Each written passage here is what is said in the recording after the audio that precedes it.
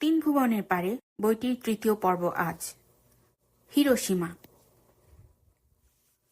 Hiroshima নামটার মধ্যেই একটা ভয়ঙ্কর বিস্ফোরণ যেন জমাট বেঁধে আছে। অনেক রক্ত, আগুন, অনেক অশ্রু আর যন্ত্রণায় মাখামাখি হয়ে আছে একটা নাম। আমি হিরোশিমাতে যাবার জন্য চেষ্টা করেছিলুম প্রথম যখন জাপান যাই। সম্ভব হয়নি সেবারে। দেখেছিলুম কেবল মন্দির আর বাগান, কেবল প্রাসাদ, নাটক, নৌ আর কাবুকি। কিন্তু ২২ বছর বাদে আমিও অন্য মানুষ। আমার এখন হিরোশিমা না দেখে ফেরার ইচ্ছে নেই। কিভাবে ভেঙে যাবার পরেও গড়ে ওঠে মানব সভ্যতা, কিভাবে প্রবাহিত হয় জীবন, কি ভয়ালভাবে সহজ হয়ে আসে ভয়ঙ্কর স্মৃতি, কিভাবে সহবাস করা যায় বিদ্বেষের ঘৃণার বিষের সঙ্গে, শান্তির জাদুমন্ত্র আর সচ্ছলতার সোনার কঠিন ছোঁয়া লাগলে হিরোশিমা আজকে আমাকে এই সব শেখাবে। যুদ্ধের প্রবল পরাজয়, যুদ্ধের বিপুল গ্লানি ধুয়ে মুছে ফেলেছে নতুন জাপান। জীবনের সকল নীতির রাজা হচ্ছে অর্থনীতি। জাপানের কোনো অভাব নেই। হিরোশিমা নাগাসাকিকেও সদম্ভে পুনরুজ্জীবিত করবার মতো শক্তি রাখে সে। মুছে গেছে কিছু নিরীহ মানুষ, কিছু ভালোবাসার ইতিহাস। এই নশ্বর উদ্ধত বর্তমানের পটভূমিতে সেই দুঃস্বপ্নের স্মৃতি কে জানে হয়তো একদিন ম্লান হয়ে যাবে। এখন মানুষের হাতে হাজার হাজার হিরোশিমা ধ্বংস করার মতো দিব্য অস্ত্র মজুত আছে। এখন মানুষ আরও হিংস্র, মারণ উচ্চাটনে আরও পারদর্শী। এখন বিজ্ঞান আরও নিচে নেমেছে। তবুও মানুষের নৈতিকতাকে হঠাৎ যেন থাবড়া মেরে জাগ্রত করে হিরোশিমা এই শব্দ। বুকের ভেতরে একটা ঘুমিয়ে থাকা মন উঠে বসে, ভাবতে শুরু করে। অতীত নয়, ভবিষ্যতের ভাবনা। ১৯৪৫ অগাস্টের ৬ যা হয়েছিল তার চেয়ে অনেক বৃহত্তর দুঃসময় মানব সভ্যতার অদৃষ্টে আসতেই পারে। তার সব বন্দোবস্ত করে রেখেছি আমরা। পারমাণবিক যুদ্ধ সুদূর কল্পনা নয়, সম্ভাব্য পরিস্থিতি। এই গ্লাসনস্ত বহুকাঙ্ক্ষিত, জানি না সাধারণ মানুষের প্রার্থনায় ইতিহাসের কালপুরুষ সাড়া দিলেন কিনা। পারমাণবিক পরীক্ষা নিরীক্ষা বন্ধ না হলে মানুষের শিল্প সাহিত্য চর্চা তো অর্থহীন, পদ্মপত্রে জল। ছাত্রবয়সে ইংল্যান্ডে CND ব্যাচ কাজে লাগিয়ে বার্ট্রান্ড রাসেলের নেতৃত্বে অলডারমাস্টন মার্চ করেছি বান্ধবী কুমারী জয়াবর্ধনের সঙ্গে। পারমাণবিক যুদ্ধ নিয়ে তখন অনেক বেশি দুর্ভাবিত ছিলেন ছাত্রছাত্রী এবং বুদ্ধিজীবীরা। গর্ভের প্রথম সন্তানটিকে নিয়েও আমি অলডারমাস্টনে পুরো একদিন হেঁটেছি। আমি চাইনি আমার সন্তান এমন পৃথিবীতে ভূমিষ্ঠ হয় যেখানে পারমাণবিক যুদ্ধের সম্ভাবনা আছে, যেখানে জলে বাতাসে মিশে থাকবে রেণু রেণু তেজস্ক্রিয় বিষ। শস্যে ঝরতে পারে তেজস্ক্রিয় ছাই, কে জানে ৬টা করে আঙুল, ৪টে চোখ নিয়ে জন্মাবে কিনা আমার শিশু, তার কান থেকে ছত্রাক গজিয়ে উঠবে কিনা। রোজ রাত্রে আমি এসব দুঃস্বপ্ন দেখতুম। কেমব্রিজ শহরে তখন আমি নিউনহ্যাম কলেজের ছাত্রী। গর্ভস্থ শিশুকে নিয়ে আমার দুর্ভাবনার অন্ত ছিল না। কোন বিকৃত পৃথিবীতে ডেকে আনছি আমি আরও একটি মানুষকে, যে পৃথিবীতে হিরোশিমা নাগাসাকি আছে। হিরোশিমাকে আমার কখনোই অতীত বলে মনে হয়নি, মনে হয়েছে ভবিষ্যতের এক ঝলক মাত্র। হিরোশিমা যখন ঘটেছিল আমি তখন শিশু, কিছুই বুঝিনি। কিন্তু পরে কৈশোরে একটি ডকুমেন্টারি দেখেছিলাম হিরোশিমা নাগাসাকি বিষয়। তারপরে হিরোশিমা মন আমুর ছবিতে বেশ কিছু স্টিল ছবি। কৈশোরের ওই ডকুমেন্টারিটাই আমার মনে আণবিক যুদ্ধের ভয়াবহতার স্পষ্ট ও পরিপূর্ণ ছাপ ফেলে গিয়েছিল। তখন থেকেই আমি নিউক্লিয়ার ডিসআর্মামেন্টের পক্ষে। পরে ছাত্রবয়সে ইংল্যান্ডে গিয়ে CNDর সংস্পর্শে এলে সেই জীবন দর্শন আরও জোর পেল। যখন প্রথমবার জাপানে যাই তখন ভিয়েতনাম যুদ্ধের 10 বছর হয়েছে। প্রচণ্ড অ্যান্টি ভিয়েতনাম যুদ্ধ প্রতিবাদ গড়ে উঠেছে প্রগতিপন্থী মার্কিনী ছাত্রমহলে। ভিয়েতনামে নাপাম বোমা পড়েছে। বোমাতে রাসায়নিক বিষ ব্যবহারের অমানসিকতার বিরুদ্ধে মার্কিন ছাত্রদেরই একাংশের বিবেক গর্জে উঠেছে। বার্কলিতে ঘটে গেছে বিখ্যাত ফ্রি স্পিচ ছাত্র বিক্ষোভ। আমিও ভাগ্যচক্রে তখন সেইখানেই ছাত্রী। সেই বিক্ষোভের দলের সঙ্গে ঘনিষ্ঠভাবে যুক্ত। কাজেই জাপানে গিয়েও যে হিরোশিমা নাগাসাকিতে যাওয়া হলো না, এতে একটা অভাববোধ নিয়েই দেশে ফিরেছিলাম। অমর্ত্য বক্তৃতা দেওয়া নিয়ে অসম্ভব ব্যস্ত ছিলেন। সেবারে তিনি কোথাওই যেতে সময় করতে পারেননি। আমি একাই আমার জাপানি কলেজ বন্ধু কিয়োটো সংবাদ সংস্থার চাকুরে জুকিও কুদোর সঙ্গে যে যে জায়গা দিনে দিনে দেখে আসা যায়, শুধু সেই সব দ্রষ্টব্য স্থানেই গেছি। হিরোশিমা নাগাসাকি তার মধ্যে পড়ে না। এবারে আমি একা। বক্তৃতার ঝামেলাও নেই। সেসব সেরে এসেছি মার্কিন দেশে আর মেক্সিকোতে। ভারত উৎসবে প্রায় 10 জায়গায় বক্তৃতা আর কবিতা পাঠ করেছি। জাপানে শুধু ছুটি, শুধু বেড়ানো। কপাল গুনে জাপানের বর্তমান রাষ্ট্রদূত আর তার স্ত্রী আমার বন্ধু, ফলে আতিথ্যের অসুবিধে নেই, বরং এক প্রচণ্ড ভিআইপি ট্রিটমেন্টে লজ্জা পাচ্ছি অনবরত। খোদ এরোপ্লেন থেকেই আমাকে রিসিভ করে নিয়ে গেলেন তার দূত। আমায় নিয়ে টোকিও আর তার আশেপাশে ঘুরে বেড়ানোর ভার নিয়েছিলেন স্বয়ং মাধবন আর গিরিজা নিজেরাই। কবিতা প্রিয়, সঙ্গীত প্রিয়, চিত্রপ্রিয়, অত্যন্ত সুকুমার মনের দম্পতি মাধবন এবং গিরিজা। ওদের সঙ্গে থাকায় জাপান যেন আরো অর্থপূর্ণ হয়ে উঠেছিল আমার কাছে। আমার জন্য একটি কবি সম্মেলনের পর্যন্ত ব্যবস্থা করেছিলেন তারা। প্রসিদ্ধ 2 জাপানি কবিকে ডেকে এনেছিলেন। অবাক কাণ্ড, ঠিক সেই 2 জন কবি সম্প্রতি কবিতা এশিয়াতে জাপানের প্রতিনিধিত্ব করে গেলেন ভারতবর্ষে। গিরিজা অনবদ্য গান করেন, মাধবন কবি। গিরিজার মা অপূর্ব ছবি আঁকেন। জাপানে তার একটি ফুলের ছবির প্রদর্শনী হয়ে গেছে। ওদের কথা পরে হবে, সেসব মিষ্ট কথা। আগে হিরোশিমা। হিরোশিমা যেতে হবে কোবে থেকে। কোবেতে আমার বন্ধু গোপাদিরা আছেন। আমি চলে গেলুম সোজা তাদের বাড়িতে, তাদের মেয়ে জামাই রিনা রতনের কাছে। সেখান থেকে হিরোশিমা ট্রেনে 3 ঘন্টার পথ। ও নিজে নিজেই চলে যেতে পারবো। সুপারফাস্ট ট্রেন আছে, জাপানের গর্ব। অসুবিধে কেবল একটি, জাপানি ভাষা আমি জানি না, বাংলা ভাষা জাপানিরা জানে না, ইংরেজিও না, ফরাসিও না, এমনকি জগতের শ্রেষ্ঠ ভাষা হিন্দিও না। পরে আবিষ্কার করেছিলুম টোকিও রেডিওতে 3 জন জাপানি ভদ্রলোক চমৎকার বাংলাদেশি বাংলায় আড্ডা দিতে পারেন, কিন্তু কোবেতে কেউ নেই। তাতে কি, সারাটা জীবন প্রতিটি মনুষ্যই তো একা একা ঘুরে বেড়াচ্ছে এক ঝাপসা আধো চেনা বিভাষী পৃথিবীতে, যেখানে কেউ কারুর ভাষা বোঝে না। এই আবছা আলো আধারিতেই তো বড় হয়েছি। পারবো না কেন হিরোশিমাতে যেতে? খুব পারবো, ইচ্ছে থাকলেই পারা যায়। পরের দিন ভোরবেলায় একটা ট্রেন, 10টা নাগাদ, আর আরেকটা, ভোরেরটা পারবো না, 10টাটা ধরতে হবে। রিনা বললে স্টেশনে পৌঁছে ট্রেনে তুলে দেবে। স্টেশনেও নাকি কেউ ইংরেজি বলে না, পাছে অন্য কোথাও চলে যাই। তার নবনীতাদিকে ততটা নির্ভরযোগ্য মনে হচ্ছে না, নবনীতাদির জগৎ পাড়াবারকে যতটা নির্ভরযোগ্য বলে মনে হয়। বেশ, তোমার যা খুশি। রিনা যেমন রূপসী তেমনি কর্মপটীয়সী, আর আমি তো সমর্পণ করেই আছি। কবিতে আগে আসিনি। সব শহরেরই নিজস্ব একটা চরিত্র থাকে। কলকাতা, কাশী, দিল্লি, মাদ্রাজ, তেমনি কিয়োটো, টোকিও, ওসাকা, নারা, সবাই আলাদা। এবং কোবেও। সমুদ্র তীরে বন্দর, গ্যাস রিফাইনারি, সবেতে ভর্তি হলেও তথাচ অত্যন্ত সুদৃশ্য শহর। ভারী সুন্দর পুরনো অঞ্চল আছে একটি, তারই কাছে আমাদের বাস। অল্প অল্প পাহাড়ি সুন্দর পুরনো ধরনের ছোট ছোট জাপানি স্টাইলের বাড়ি, নুড়ি পাথরের বাঁধানো সরু অলিগলি, তাতে ফুল ফল সবজির খোলা বাজার, এখানে ওখানে লাল টুকটুকে গালার ছাদওয়ালা বুদ্ধ মন্দির, সবুজ পার্ক, হঠাৎ ঝর্ণা, পাহাড়ি রাস্তা। আবার নতুন কোবেও আছে, জগতের সকল আধুনিক শহরের মতোই নিশ্চরিত্র, উঁচু বাড়ি, দোকানপাট, রাজপথ। এর মধ্যে দিয়ে গাড়ি এসে গেল স্টেশনে।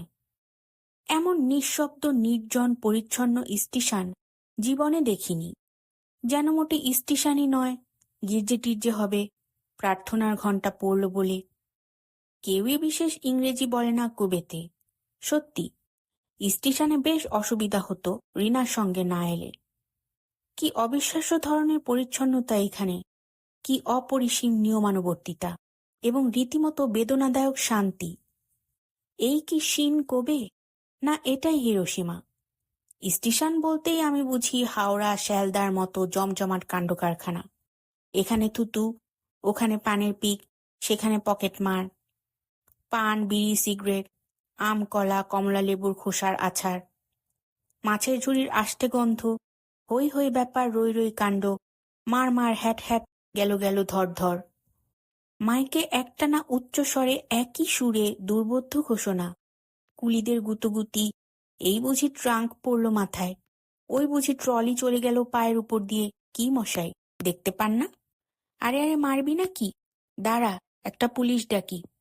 তা নইলে কিসের স্টেশন? এখানে যেন কবরখানার শান্তি, যেন কারুর কোনো তাড়া নেই, যেন কেউ ট্রেন ধরছে না, হাওয়া খেতে এসছে। যত দেখছি তত রাগ হয়ে যাচ্ছে ভেতরে ভেতরে। এই জাতটা বড্ড ভেতরে একরকম, বাইরে আরেক রকম। সাধে কি ইনস্ক্রটেবল ওরিয়েন্টালদের ইমেজ তৈরি হয়েছে? জাপানি টেনশন এতই প্রবল যে স্কুলের ছাত্রছাত্রীদের মধ্যে আত্মহত্যার হার জগতে সবচেয়ে বেশি। অথচ দেখে টের পাবার জো নেই। আচ্ছা, মানুষ তো জাপানিরা যেন যাচ্ছে তাই রকম শান্তিপ্রিয়, এমনি একখানা ভাব নিয়ে রাখে সর্বত্র। অথচ যুদ্ধের সময় দিব্যি দেখা গেছে জাতটা কেমন জঙ্গি। সামুরাইদের দেশ আফটার অল। কি রক্তারক্তি, কি হিংস্রতা, কি নির্দয় হৃদয়হীনতা দেখি জাপানি সিনেমাতে। এখন মৃত্যুর এত রকম সহজ পথ থাকতেও নিজের পেট নিজে চিরে এরা হারিকিরি করে মরে। বড্ড নিঃশব্দ, নিষ্ঠুর, সূক্ষ্ম, ভয়াল বিপরীতমুখী সভ্যতা এদের। এদিকে সুকুমার পুষ্পপ্রীতি, তুলির টান, ওদিকে নিষ্ঠুর ছুরির পোঁচ। এত ভালো মানুষই কি ভালো? জাপানি সৌজন্য, জাপানি ভব্যতার সঙ্গে জাপানি ক্রূরতা, হিংস্রতাকে একদম মেলানো যায় না। এইসব হিংসে হিংসে মন্দ কথা ভাবছি, আর বৈঠকখানার মতন ঝা চকচকে মেঝেওয়ালা নির্জন ঝকঝকে প্ল্যাটফর্মে দাঁড়িয়ে দাঁড়িয়ে হিরোশিমা ট্রেনের প্রতীক্ষা করছি। প্ল্যাটফর্মে প্রতীক্ষার স্থান, আর ট্রেন লাইনের মধ্যে আবার সতর্কতামূলক রেলিং দেওয়া, তার মধ্যে মধ্যে দরজাও দেওয়া আছে। টিকিট, কোচ নাম্বার মিলিয়ে নিয়ে সঠিক দরজার সামনে দাঁড়ালেই ট্রেন এলে ঠিকঠাক কোচে ওঠা যাবে। দৌড়োদৌড়ি, খোঁজাখুঁজি লাগে না। সেই দরজাতেই সেই কোচ এসে বংশবৎ পালকির মতন দাঁড়াবে। সব নিয়ম বাঁধা, অঙ্ক কষা, আগের থেকে ছকে ফেলা। এই গুণেই অষ্টাদশ শতকে ওরা পর্তুগিজ দস্যুদের হাত থেকে জাপানকে রক্ষা করতে এবং ওলন্দাজ বণিকদের সঙ্গে বাণিজ্য করতে এক অভিনব উপায় ঠাউরেছিল। যিশুর ছবির ওপর পা মারিয়ে আসতে হতো সব শ্বেতাঙ্গদের বন্দরে ঢোকার সময়। পর্তুগিজরা পারত না, ওলন্দাজরা পারত, তারাই বণিক। তাদের ঢুকতে দিত জাপান। মনুষ্য চরিত্র নিয়ে এ কূটবুদ্ধি সহজ মগজের ফসল। জাপানি মগজ সোজা বস্তু নয়। ট্রেন আর প্ল্যাটফর্মের অঙ্ক সে তুলনায় নস্যি। কিন্তু আমার মতো বেনিয়মী মানুষের পক্ষে এত বেশি সুচারু নিয়ম যেন নীতিবিরুদ্ধ ব্যাপারের মতন কষ্টকর। ট্রেনের স্বয়ংক্রিয় দরজার সঙ্গে প্ল্যাটফর্মের খুদে দরজাগুলো এক তারে বাঁধা। ট্রেন এলে, ট্রেনের দরজা খুললে এ দরজাও খুলবে। স্টেশনে যে 2-4 জন যাত্রী আছেন, নিঃশব্দে খুদে দরজার সামনে কিউ দিয়েছেন। কেউ বোধহয় কথাবার্তা বলে না এখানে, দরকারে না পড়লে। বাপরে, কি শ্বাসরোধী নিয়মবাগিস এরা! নিঃশব্দে হুপ করে হঠাৎ এসে পড়ল সুশ্রী সুপারসনিক ট্রেন শিনকানসেন। নবনীতা সেনের কোনো আত্মীয় নয়। দোর খুলল, প্ল্যাটফর্মের দোরও খুলল। যাত্রীরা সারিবন্দি ঢুকলেন, আমিও। ভেতরটাও চমৎকার, অথচ আমার তো সবচেয়ে সস্তার টিকিট। শীতাতপ নিয়ন্ত্রিত তো বটেই, অত্যন্ত আরামপ্রদ সিট। বড় বড় বিরাট জানালা, ঝকঝকে পরিচ্ছন্ন, কেবল কার্পেটটি নেই। এইটা হলো সস্তার লক্ষণ। কবে ছাড়তেই টানেল, কেবলই টানেল, টানেলের পর টানেল। বসেছি জানলার ধারে, বেশ লাগছে। মাঝে মাঝে এক ঝিলিক দিনের আলোতে মাখামাখি সবুজ নীল আকাশ, পাহাড় খানিক উকি দিয়ে লুকিয়ে পড়ছে টানেলের চিরনিশায়। সমানেই লুকোচুরি দিনের সঙ্গে রাতের। দেখ না দেখ, ভ্যানিশ। এতদিন ছিলুম আলাস্কায়, উত্তর মেরুতে, মিডনাইট সানের দেশে। এখন এসে পড়েছি রাইজিং সানের রাজ্যে। মাঝখানে পার হয়েছি ইন্টারন্যাশনাল ডেডলাইন। কোবে থেকে হিরোশিমার পথে দক্ষিণে সবুজ পাহাড়, দূরে বামে নীল সমুদ্র, কাছাকাছি গ্রাম, ক্ষেত, মানুষের বসতি। হাই, গোদাই মাস্তা। বিনয়ে বিগলিত, শরমে লাঞ্ছিত, মৃদুভাষী তরুণ টিসি এসে আগেই ধন্য হয়ে টিকিট দেখতে চাইছেন, যেন বিশেষ একটা অপরাধ করে ফেলেছেন, এমনভাবে জনে জনে মার্জনা ভিক্ষার ভঙ্গিতে। হায় রে টিসি, যাও আমাদের দেশে গিয়ে শিখে এসো কি করে টিকিট চাইতে হয়। তবে হ্যাঁ, টিকিট কেবল থাকলেই সেভাবে চাওয়া যায়। টিকিট যাদের নেই তাদের বেলা অন্য সুরে, নইলে আবার পৈতৃক প্রাণটাই চলে যাবে। ট্রেনে সুবেশিনী মেয়েরা ফিরি করে বেড়াচ্ছেন জলখাবার, হাতে বেতের সাজি ঝুলিয়ে। সাজিতে থরে থরে সুদৃশ্য টিফিন বাক্স সাজানো, তাতে আছে হয় মাছ ভাত সমেত জাপানি লাঞ্চ, নইলে সাং উইচি অথবা টাটকা ফল। সুর করে মৃদু হেঁকে বিক্রি করছেন এসব খাদ্যবস্তু তারা।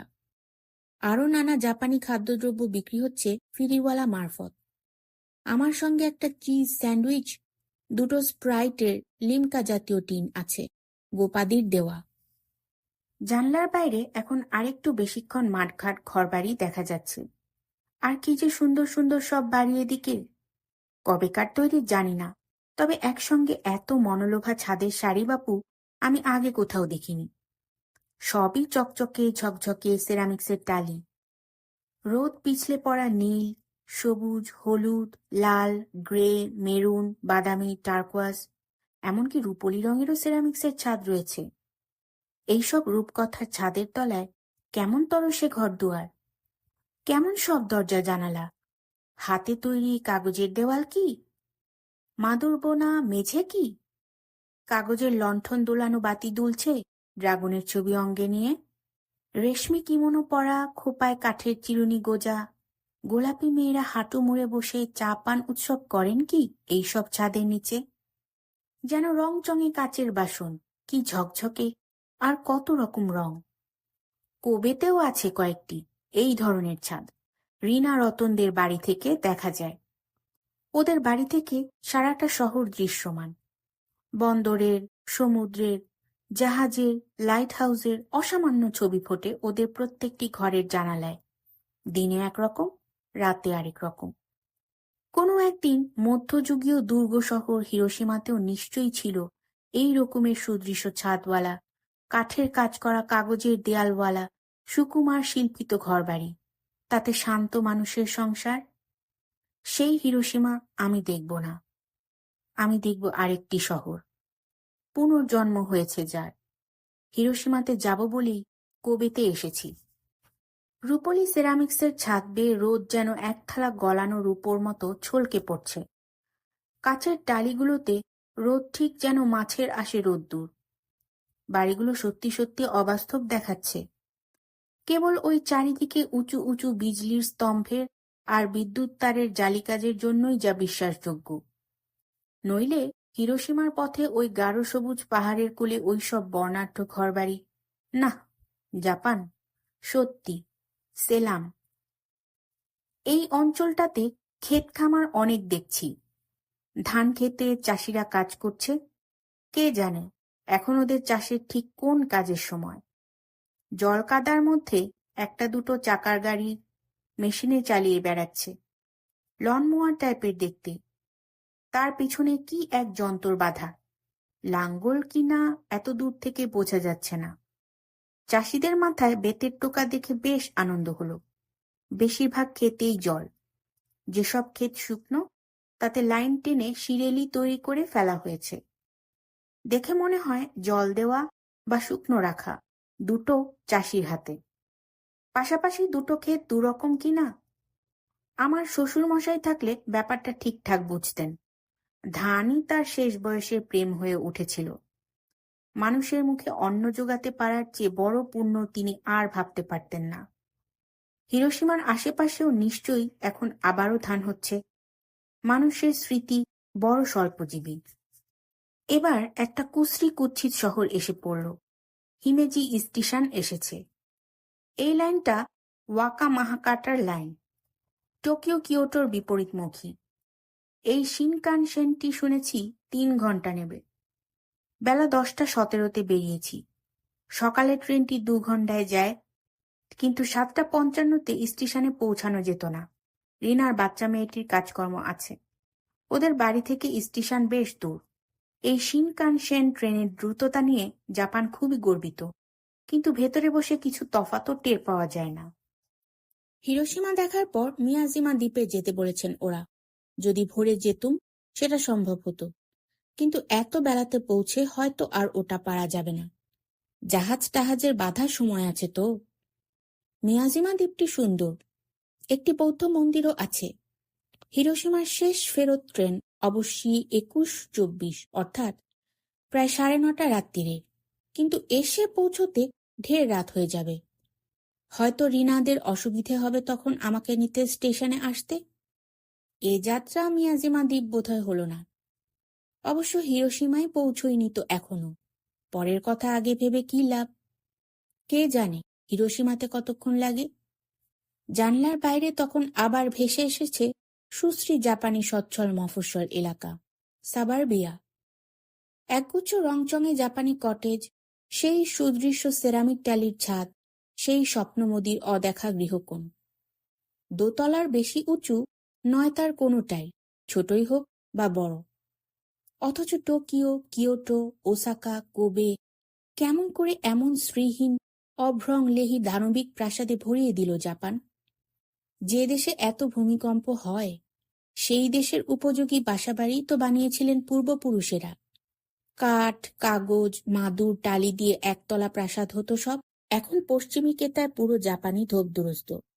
কি বাড়িঘরে, কি পোশাক পরিচ্ছদে, কি কুখাদ্যে, কি বিজ্ঞাপনে। টোকিওতে হ্যামবার্গার, হটডগ, ফাস্টফুড কাউন্টার ইত্যাদি দোকান দেখেছি। মার্কিনী অ্যাটম বোম পড়েছিল মাত্র 2টি শহরেই, কিন্তু তার সংস্কৃতির বিষম বোমা জাপানময় ছড়িয়ে পড়েছে তার তেজস্ক্রিয় বিষ। মার্কিনীদের নিজেদের করিতেই তাদের হারিয়ে দিতে গিয়েই বুঝি জাপান এখন প্রায় পুরোপুরি মার্কিনী। কিছু কিছু গর্ত থেকে গেছে পুরনো জাপানি রুচি প্রকৃতির। হঠাৎই মন্দির, ছবির মতো এই কথাটি বহু ব্যবহৃত, কিন্তু জাপানের সবই যে সত্যিই ছবির মতো অন্যভাবে বলা শক্ত। রেলগাড়ি থেকে দেখা গেল একটি উদ্যান, তার মাঝখানে এক বৌদ্ধ মন্দির, পুরনো কারুকার্য করা কাঠের তৈরি মন্দির। এখান থেকে মনে হলো জনশূন্য। সেটা বোধহয় ঠিক নয়। বাগানটি সুসজ্জিত। জানি না দিনের এই বিশেষ সময়টাই দায়ী কিনা, তবে প্রায় সব স্টেশনই এখন জনশূন্য। সকালে প্রবল ভিড় হয় কর্মস্থানে যাবার জন্য, আবার বিকেলে গৃহমুখী জনতার ভিড়। এই সময়টা ফাঁকা থাকে মনে হয়। আবার একটা জনহীন স্টেশন এলো, গেল। তবে আমাদের কানে এই জায়গাটার নামটি বেশ মজার, এই ওই নামের গ্রাম। রেল ভ্রমণ জাপানে দ্রুত হলেও ব্যয়সাধ্য। বাস অনেক সস্তা। এই যে নন রিজার্ভড ক্লাস, এটাই এদেশের 3য় শ্রেণী। প্রথম শ্রেণীর নাম অভিজাত গ্রিন কার্ড, 2য় শ্রেণীতে থাকে সংরক্ষিত আসন, আর নেহাত এই অসংরক্ষিত আসন হচ্ছে আপামর জনসাধারণের জন্য। আমাদের দেশের প্রথম শ্রেণীর চেয়ে 3য় শ্রেণীর এ কামরা অনেক বেশি আরামপ্রদ, অনেক বেশি পরিচ্ছন্ন। রাজকীয় গদি, মেঝে, জানলা। জাপানি ট্যুরিস্ট বাসেও ঘুরেছি, অত্যন্ত আরামদায়ক ব্যবস্থা সেখানেও। তবে যদি সানরাইজ ট্যুর বা গ্রে লাইন ট্যুর নিতুম, তাতে 42,000 ইয়েন খরচ হতো। তার বদলে গাইড সঙ্গে থাকতো, আর এতে রিটার্ন ভাড়া 16,000 ইয়েন। আমার পক্ষে চয়েস নেই। বিনা গাইডে নিজে নিজেই যা পারি দেখে আসি।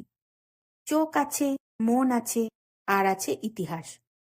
কোনো রকমে একবার স্টেশন থেকে শান্তি উদ্যানে পৌঁছে গেলেই হলো।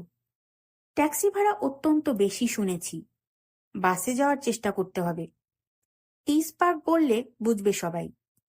এই ট্রেন সর্বত্র থামছে, প্যাসেঞ্জার গাড়ির মতো। লোকজন যা ওঠে নামে দুটি একটি। শুনেছি এটা ফাঁকা টাইম। কি সুন্দর একটা নদী পার হচ্ছি, রীতিমতো চওড়া, কিন্তু বেশ অগভীর, চড়াপড়া নদী। চেহারাটা দেশের নদীগুলির গ্রীষ্মকালের মতো দেখতে, কিন্তু খুব সুন্দর। পাথর ছড়ানো, ঘাস নেই, বালি। ওকায়ামা স্টেশনে এলুম 11:20-এ। এটি প্রকাণ্ড শহর, প্রচুর যাত্রীর ওঠানামা এখানে। জংশন স্টেশন মনে হচ্ছে। ঠেলাগাড়িতে ফেরিওয়ালারা খাদ্য, পানীয়, দুধ সবই আনছে। যাত্রীরা অনেকেই নিজস্ব প্লাস্টিকের থলি খুলে কাগজের লাঞ্চ বক্স বের করে দারুণ সুদৃশ্য জাপানি লাঞ্চ খাচ্ছেন, চপস্টিক দিয়ে। দেখতে দারুণ, খেতে কেমন কে জানে। পাশের ভদ্রলোককে বহুবার জিজ্ঞেস করে করে বিফল হয়ে অনেক চেষ্টার পরে একটি কাগজে ইংরেজিতে হিরোশিমা PM কোয়েশ্চেন মার্ক লিখে তাকে হাতে ধরিয়ে দেই। তিনি খুব সহাস্য বদনে এবার হিরোশিমা 1227 লিখে দিলেন এবং অনেকবার বসে বসেই নত হয়ে বাও করলেন। জাপানিরা একদম ইংরেজি না বুঝেও এত মার্কিনি কেমন করে হয়ে গেল? দিব্যি দুফালি সংস্কৃতি এদের, ভেতরে জাপানি, বাইরে মার্কিনি। 22 বছর আগেও এসেছিলুম জাপানে, তখন জাপান অনেক বেশি জাপানি ছিল। এর মধ্যে জাপান একেবারে বদলে গিয়েছে। হঠাৎ একটি টেপ করা ইংরাজি ঘোষণা হলো, সেক্সি হাস্কি স্ত্রী কণ্ঠে খোদ মার্কিনি উচ্চারণে, যে এই ট্রেনের একটি কামরাতে যাত্রীদের সুবিধের জন্য টেলিফোন সার্ভিস রয়েছে। এই ঘোষণা এই কামরাতে একমাত্র আমারই জন্য মনে করে অত্যন্ত উৎফুল্ল হই। যদিও এই সার্ভিসের সদ্ব্যবহার করার প্রয়োজন আপাতত ঈশ্বরের ইচ্ছে আমার নেই, রেস্তও সম্ভবত না। খরচ কত জানতে ইচ্ছে, কিন্তু তার ইংরেজি টু জাপানি ভাষান্তরণের পরিশ্রম কে পোহাবে? টেট মেসেজের কণ্ঠস্বর তো প্রশ্নের উত্তর দেয় না। অত কৌতূহলে কাজ নেই। ওই যে ও চা বিক্রি হচ্ছে, অর্থাৎ চা। কি আশ্চর্য! এতক্ষণ আশায় আশায় ছিলুম কখন চা আসবে। আগের বারে 22 বছর আগে স্টেশনে স্টেশনে চা খেয়েছি, জাপানি বুনো গন্ধওয়ালা সবুজ চা, কিন্তু চমৎকার সেরামিক্সের কারুকার্য করা পালিশ করা চীনামাটির কেটলি, তাতে বেতের সঙ্গে তার মেশানো হাতল। কেটলির মাথায় ছোট্ট ওই ম্যাচিং চীনামাটির বাটি বসানো, সেটাই কাপ। খেয়ে ওয়েস্ট বাস্কেটে ফেলে দিতে হতো। আমি মায়ার চোটে প্রাণে ধরে ফেলতে পারিনি। দুটো কেটলি দেশে নিয়ে গিয়েছিলুম। সেদিন পর্যন্ত একটা ছিল আমাদের বাড়িতে। আমার মেয়েরা খেলতে নিত। ছোট্ট কেটলি, ছোট্ট বাটি, কত সুন্দর। আমাদের মাটির ভাঁড়ের মতোই ডিসপোজেবল ছিল সেই টি পট কাপ। সেই বস্তুটি এখন জাপানে উধাও। জানি না, নিশ্চয়ই এখনো গ্রামে গঞ্জে কোথাও না কোথাও আছে, অন্তত জাদুঘরে। কিন্তু এই ট্রেন লাইনে অন্তত নেই। প্লাস্টিকের প্যাকেটের মধ্যে পচা বিক্রি হচ্ছে। চা কখনো ওইভাবে বিক্রি হয় না খেতে ইচ্ছে করে? দূর। সেই সুশ্রী টিপট কাপ থেকে ঢেলে ঢেলে চা খেতে কত ভালো লাগতো। তার স্ত্রী আলাদা, স্বাদ আলাদা, জাতি আলাদা সেই সংস্কৃতির। এই প্লাস্টিক সংস্কৃতি জাপানের সর্বনাশ করছে। ওই টিপট কাপ পরে আমি টোকিওতে বাসনের দোকানে দেখেছি, প্রচুর দাম। 22 বছর আগে যা ছিল বিনি পয়সায় বিলিয়ে দেবার। সেবারে এত ইংরেজি ঘোষণার ছড়াছড়ি দেখিনি। এবারে যেমন এয়ারপোর্ট লিমোজিনে প্রত্যেকটি হোটেলে আসার আগে টেপ। দারুণ মার্কিনিতে মোদির স্ত্রী কণ্ঠে ঘোষণা করে, নাম্বার আগে খুব সাবধানে দেখে নেবেন, কিছু জরুরি জিনিসপত্র ফেলে রেখে যাচ্ছেন না তো। সে না হয় বুঝি বিদেশিদের জন্য, কিন্তু জাপানে যে দৃশ্যত সাধারণ জাপানি মানুষের মধ্যে ইংরেজি শিক্ষা বলা কওয়া বেড়েছে, তা মোটেই মনে হচ্ছে না। অথচ পাবলিক ঘোষণায় ইংরেজি প্রচুর, ভ্রমণ বিলাসীদের কারণে। শিন কুরাশিকি আসছে। এখানে প্রচুর নার্সারি, অনেক অনেক গ্রিন হাউস, সারি সারি। কাঠ নাকি প্লাস্টিকের ছাদ ওগুলো? ঢাকা দেওয়া পানের বরজের মতো মাচায় তোলা লতাপাতার ক্ষেত। পাহাড়ি শহর। কে জানে এসব জাপানি আঙুর ক্ষেত কিনা? জাপানি সুরা সাকে তো ধেনো।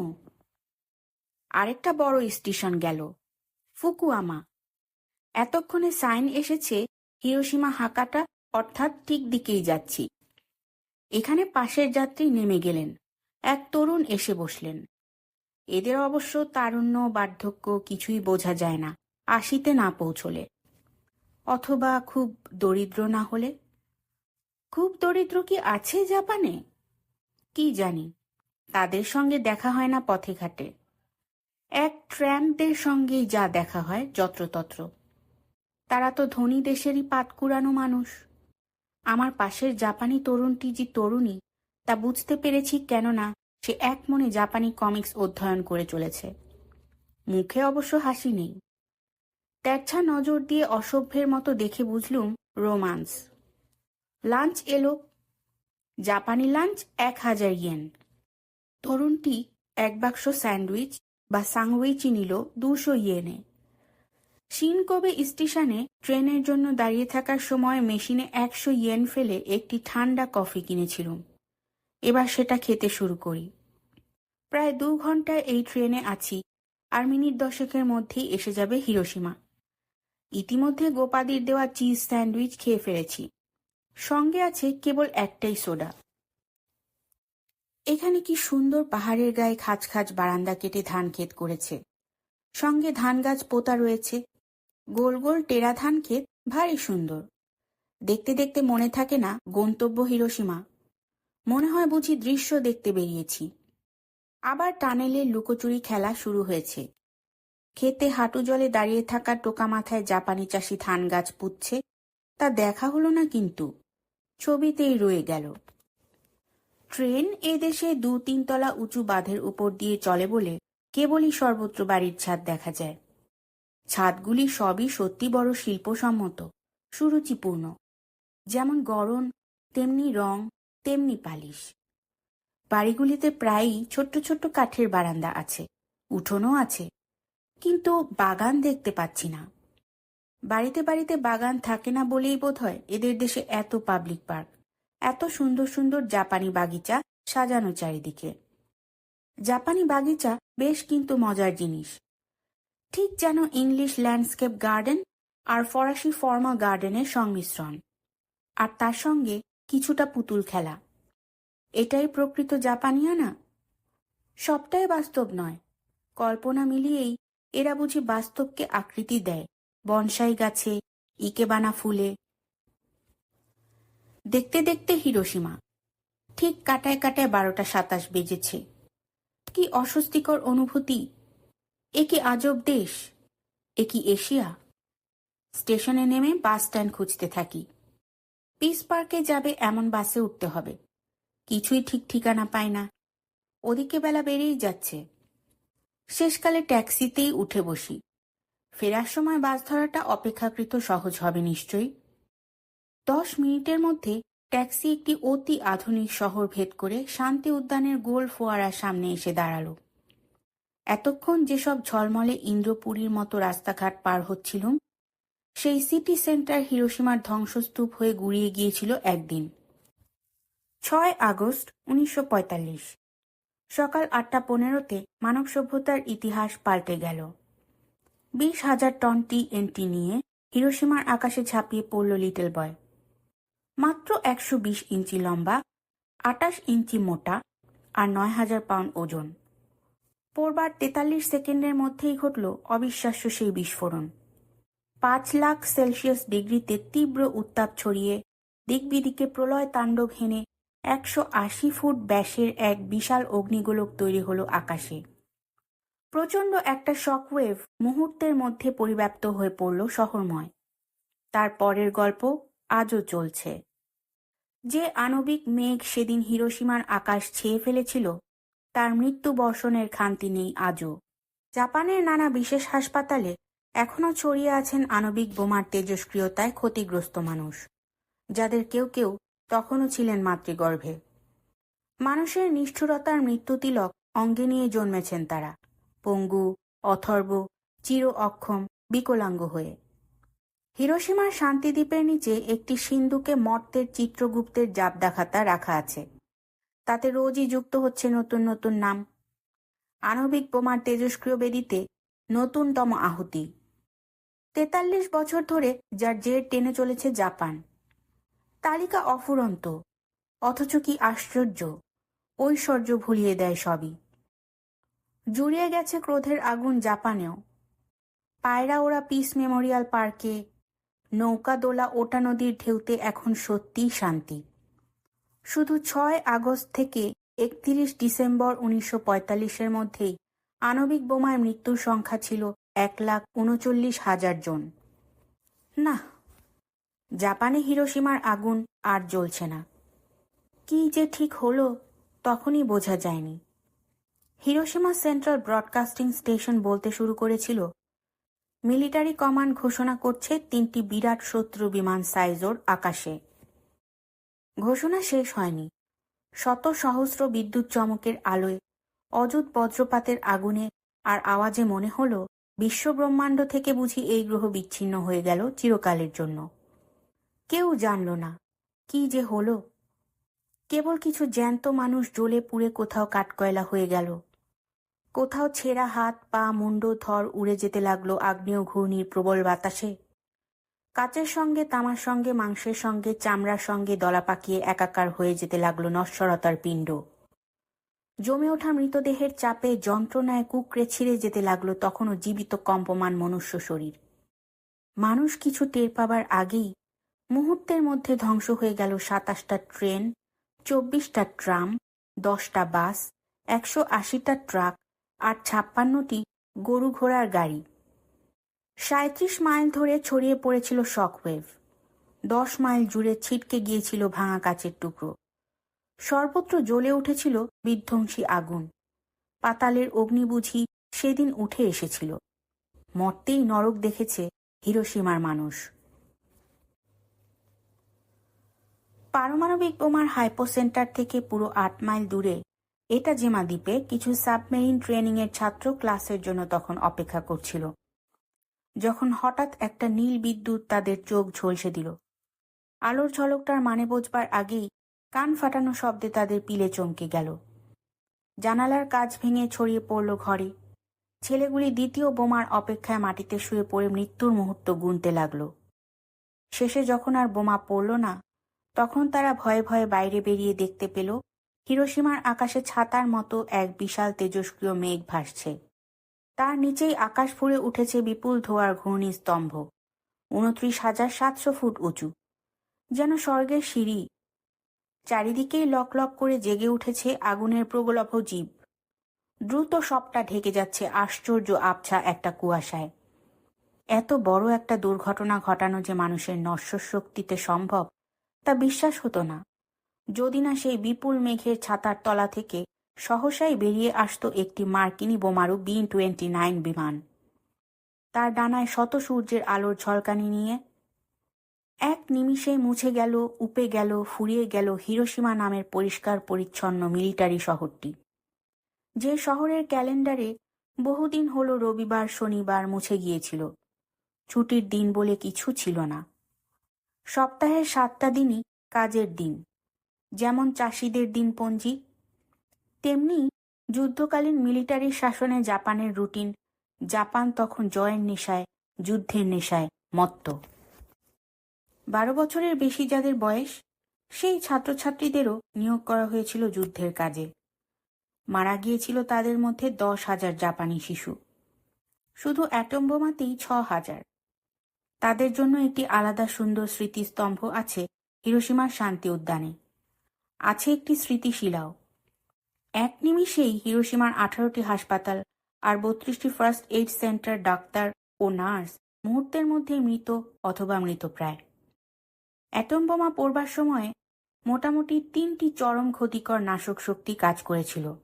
1. থার্মাল রেডিয়েশন, উত্তাপের ব্যাপ্তি ও বিচ্ছুরণের প্রকোপ। 2. ব্লাস্ট প্রেশার, বিস্ফোরণের প্রচণ্ড চাপ। 3. রেডিয়েশন, তেজস্ক্রিয়তার বিষ। তিনটিরই বিধ্বংসী শক্তি প্রচুর। 3 লাখ ডিগ্রি সেন্টিগ্রেড উত্তাপ সৃষ্টি হয়েছিল ওই নীল গোলাপ শুভ্র স্বর্গীয় অগ্নিগোলকের তৈরি উত্তাপের প্রকোপের থেকে। যে মানুষেরা হাইপোসেন্টার থেকে 3.5 কিলোমিটার দূরত্বে ছিলেন তারাও বাদ পড়েননি। তাদের সর্বাঙ্গে দগদগে পোড়া ঘা হয়ে গিয়েছিল। 1 কিলোমিটারের মধ্যে ছিলেন যারা, তাদের কাঠের বাড়ি ঘরদোর একেবারে জ্বলে পুড়ে ছাই হয়ে গিয়েছিল। এমনকি গ্রানাইট পাথরেও ফাটল ধরেছিল। হাইপো সেন্টারের 600 মাইলের মধ্যে যেসব বাড়ি ছিল, তাদের ছাদের টালিতে কাচের বুদবুদের মতো বুদবুদ তৈরি হয়েছিল উত্তাপের চোটে। ব্লাস্ট প্রেসারের বা বিস্ফোরণের চাপের ফলটা মানুষের শরীরের ওপর হয়েছিল প্রচণ্ড। কিছু মানুষকে তো বেশ কয়েক মিটার দূরে তুলে ছুঁড়ে ফেলে দিয়েছিল সেই অনৈসর্গিক চাপ। কাপড় চোপড়, দগ্ধ চামড়া সবই উপড়ে ছিন্ন করে নিয়েছিল গা থেকে। ঘটিয়েছিল শরীরে অভ্যন্তরীণ রক্তপাত, অন্ত্র যকৃতকে ছিন্ন ভিন্ন করেছিল। আভ্যন্তরীণ বিভিন্ন কলকবজাগুলিকে আক্রমণ করতে, ধ্বংস করতে ছাড়েনি। ভাঙা কাচের টুকরোয় ছেয়ে গিয়েছিল মানুষের শরীরের মাংস। হাইপোসেন্টারের 2.5 কিলোমিটারের মধ্যে তৈরি সমস্ত কাঠের বাড়িঘর তো এক মুহূর্তেই নিশ্চিহ্ন হয়ে গেল। আর সেই ভাঙা বাড়িঘরের কড়ি বর্গা চাপা পড়ে বন্দি অবস্থায় পুড়ে ছাই হয়ে গেল অসংখ্য জীবিত মানুষ। এমনকি কংক্রিটের অট্টালিকাও রেহাই পায়নি। সম্পূর্ণ ধ্বংসস্তূপে পরিণত হয়েছিল হাইপোসেন্টারের কাছাকাছি যা ছিল সবই। ছাদ চাপা পড়ে, ভাঙা দরজা জানালা চাপা পড়ে ছিন্ন ভিন্ন হয়ে গিয়েছিল অজস্র মানুষ। 3.2 কিলোমিটার দূরের বাড়িঘরও আস্ত ছিল না, আধো নিশ্চিহ্ন হয়েছিল। 10 মাইল জুড়ে ছড়িয়ে পড়েছিল ভাঙা কাচের টুকরো। সাধারণ বোমা পড়ার সঙ্গে আণবিক বোমা বিস্ফোরণের আকাশ পাতাল ফারাক। কেবলমাত্র ব্যাপকতায় নয়, তার সামগ্রিক নাশকতা শক্তির প্রচণ্ডতা তখনও সম্পূর্ণ কল্পনা করা যায়নি। গামারশ্মি আর নিউট্রন ছড়িয়ে পড়ে বোমা পতনের 1 মিনিটের মধ্যেই যে কি ভয়াবহ সর্বনাশ ঘটিয়েছিল তা ভাবলে এখনো অস্থিমর্ম শিউরে ওঠে। হাইপোসেন্টারের 1 কিলোমিটার ব্যাসের মধ্যে কাউকেই বাঁচানো যায়নি তীব্র তেজস্ক্রিয়তা থেকে। এমনকি অনেকদিন পরেও যারা উদ্ধার কর্মের জন্য সেই এলাকাতে গিয়েছিলেন, অর্থাৎ আণবিক বোমা পড়ার 100 ঘন্টার মধ্যে গামারশ্মি লেগে তারা ফিরলেন তেজস্ক্রিয়তার শিকার হয়ে। হাইপোসেন্টার থেকে 2.3 কিলোমিটার দূরত্ব পর্যন্ত বিছিয়ে পড়েছিল মৃত্যুর বিষ, এবং বিস্ফোরণের পরেও বহুকাল ধরে মাটিতে জড়িয়েছিল অবশিষ্ট তেজস্ক্রিয়তা, রেসিডিউয়াল রেডিয়েশন। তাছাড়া বোমার আধ ঘন্টা বাদেই ঝরেছিল সেই ভয়াবহ মৃত্যু ঝরানো কালবর্ষণ, কৃষ্ণবাড়ি। তেজস্ক্রিয় মেঘের গুণেই বোধহয় 90 মিনিট ধরে হিরোশিমার ওপর সেই বিষাক্ত কালো রঙের বৃষ্টি, ব্ল্যাক রেন ঝরেছিল, মানুষ, পশু পাখি আর উদ্ভিদ জগতের সর্বনাশ ঘটিয়ে। লিউকিমিয়ায় আর ম্যালিগন্যান্ট টিউমার হয়ে আজও সেই কারণে মৃত্যু ঘটছে সেদিনের সাক্ষী জীবিত জাপানি মানুষের। আজ সেখানে এই শান্তি উদ্যান। সেদিন সেখানে আগুন ছড়িয়ে পড়ছিল আগুনের মতোই তীব্র বেগে। আতঙ্কে, যন্ত্রণায় বিস্মিত, ভীত, অসহায় সাধারণ মানুষ পাগল হয়ে উঠেছিল। ওরই মধ্যে মিলিটারি হাসপাতাল উদ্ধারকারী দল পাঠালো। কিন্তু পথ কই? হিরোশিমাতে ঢোকার রাস্তা নেই। বাড়ির ধ্বংসস্তূপে আর মৃতদেহে, ভাঙা গাড়িতে, ভাঙা সেতুতে সব দিক বন্ধ। ওটা নদী বেয়ে নৌকো করে শহরে ঢোকার প্রয়াসও ছাড়তে হলো, কেননা নদী তীরেই হাইপোসেন্টার। দাউ দাউ নরকের আগুন জ্বলছে সেখানে। নদী ভর্তি সহস্র পলাতক মানুষের ব্যর্থ মৃতদেহ। ইন্ডাস্ট্রিয়াল প্রমোশন হল এর থেকে মাত্র 70 গজ দূরেই হাইপোসেন্টারটি অবস্থিত। অথচ এই অট্টালিকাটি তার বিশাল গম্বুজ নিয়ে ভেঙে চুরে গিয়েও খাড়া রয়েছে।